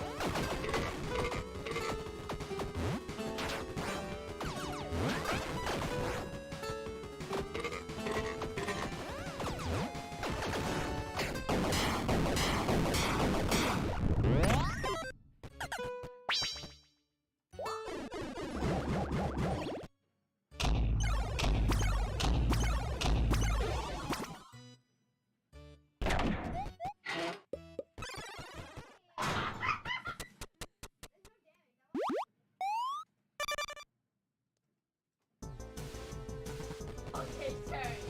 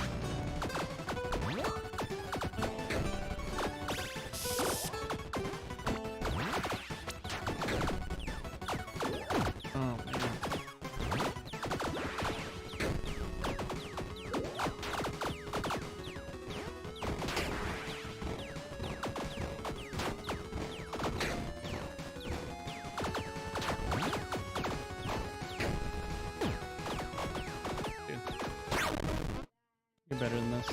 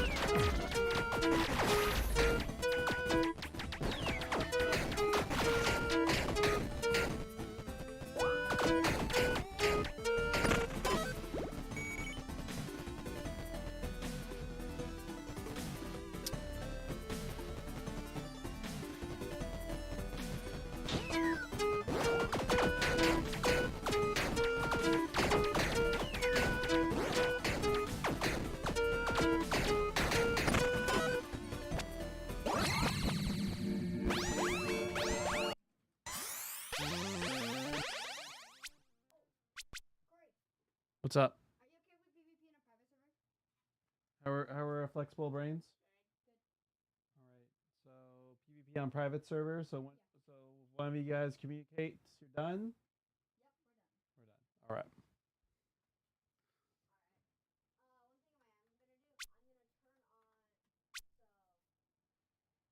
Yeah, I want to, but if I think about it, let's just. I want the R rates.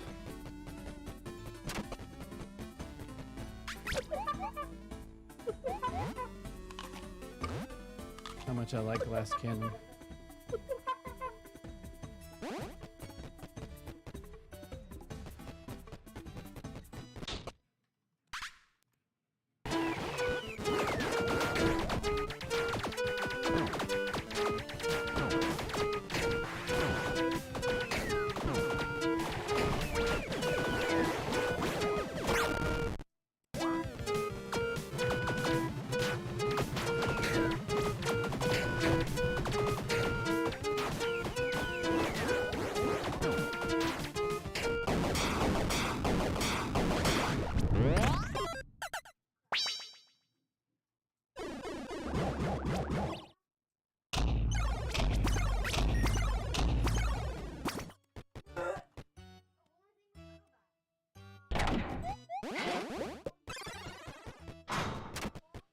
Evil.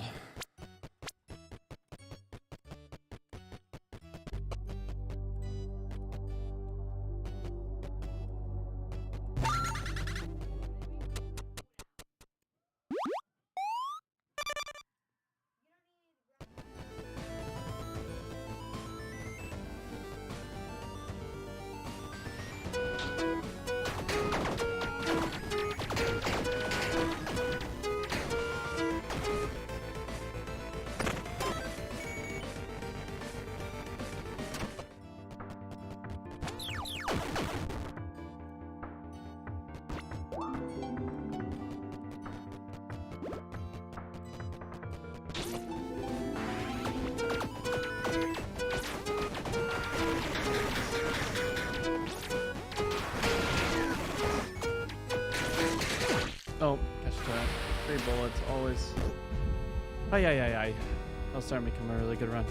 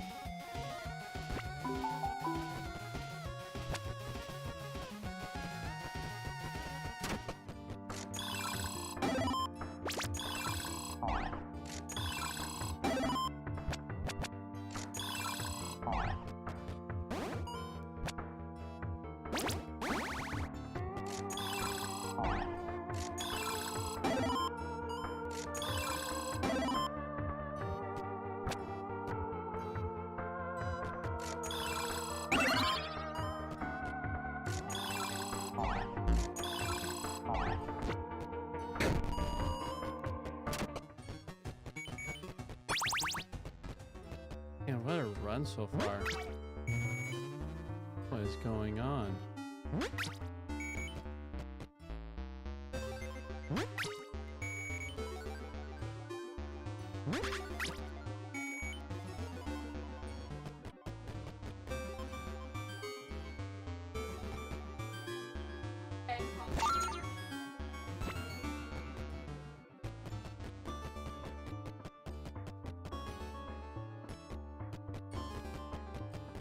Oh, yeah.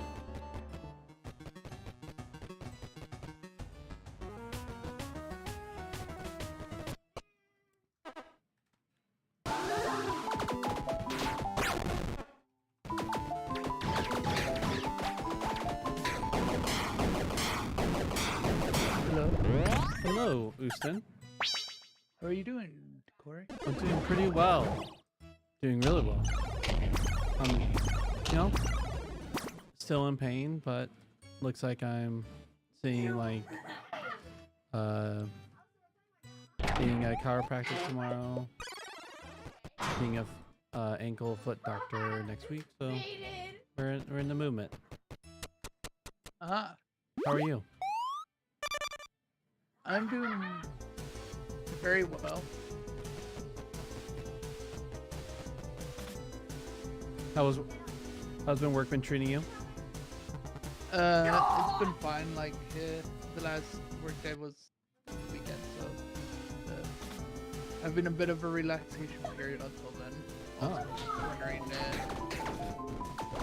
just doing laundry. And stuff like that. How are you?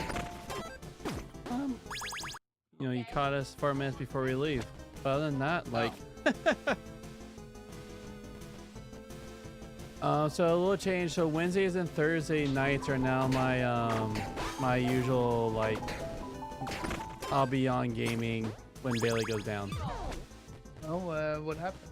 Oh, Ramen is just now she's gonna be helping the youth group on Wednesday nights. So Monday and Tuesday became our family nights now.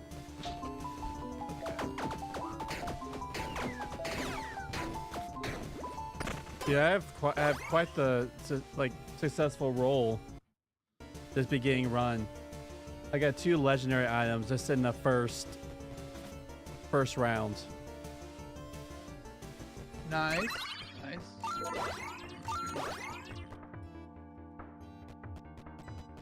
Oh, like that now.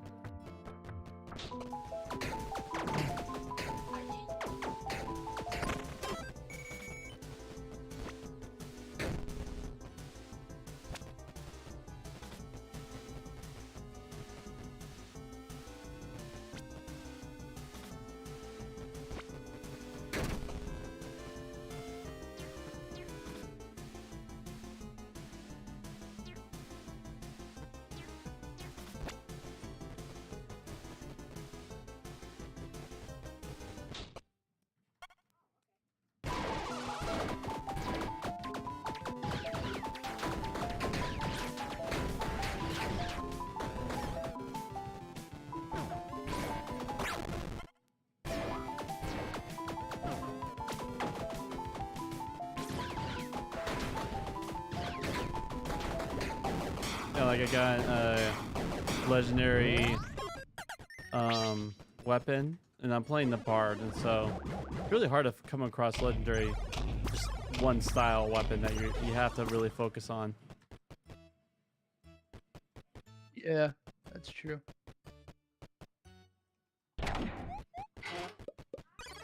And I got a legendary chest piece that gives me 4 heart pieces.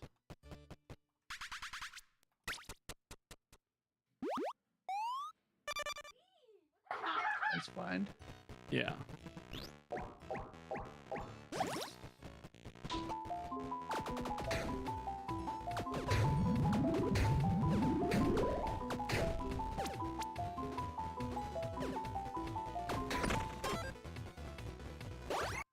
All right, Chari, dip in 2 minutes, my friend.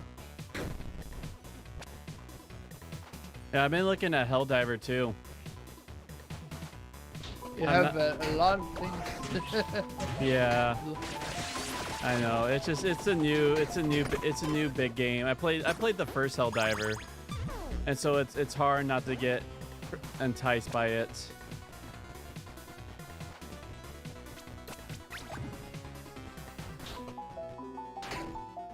You can avoid it, I believe. Yep. You can push through a core, you can do it. A Balrog. Oh, they have a Balrog.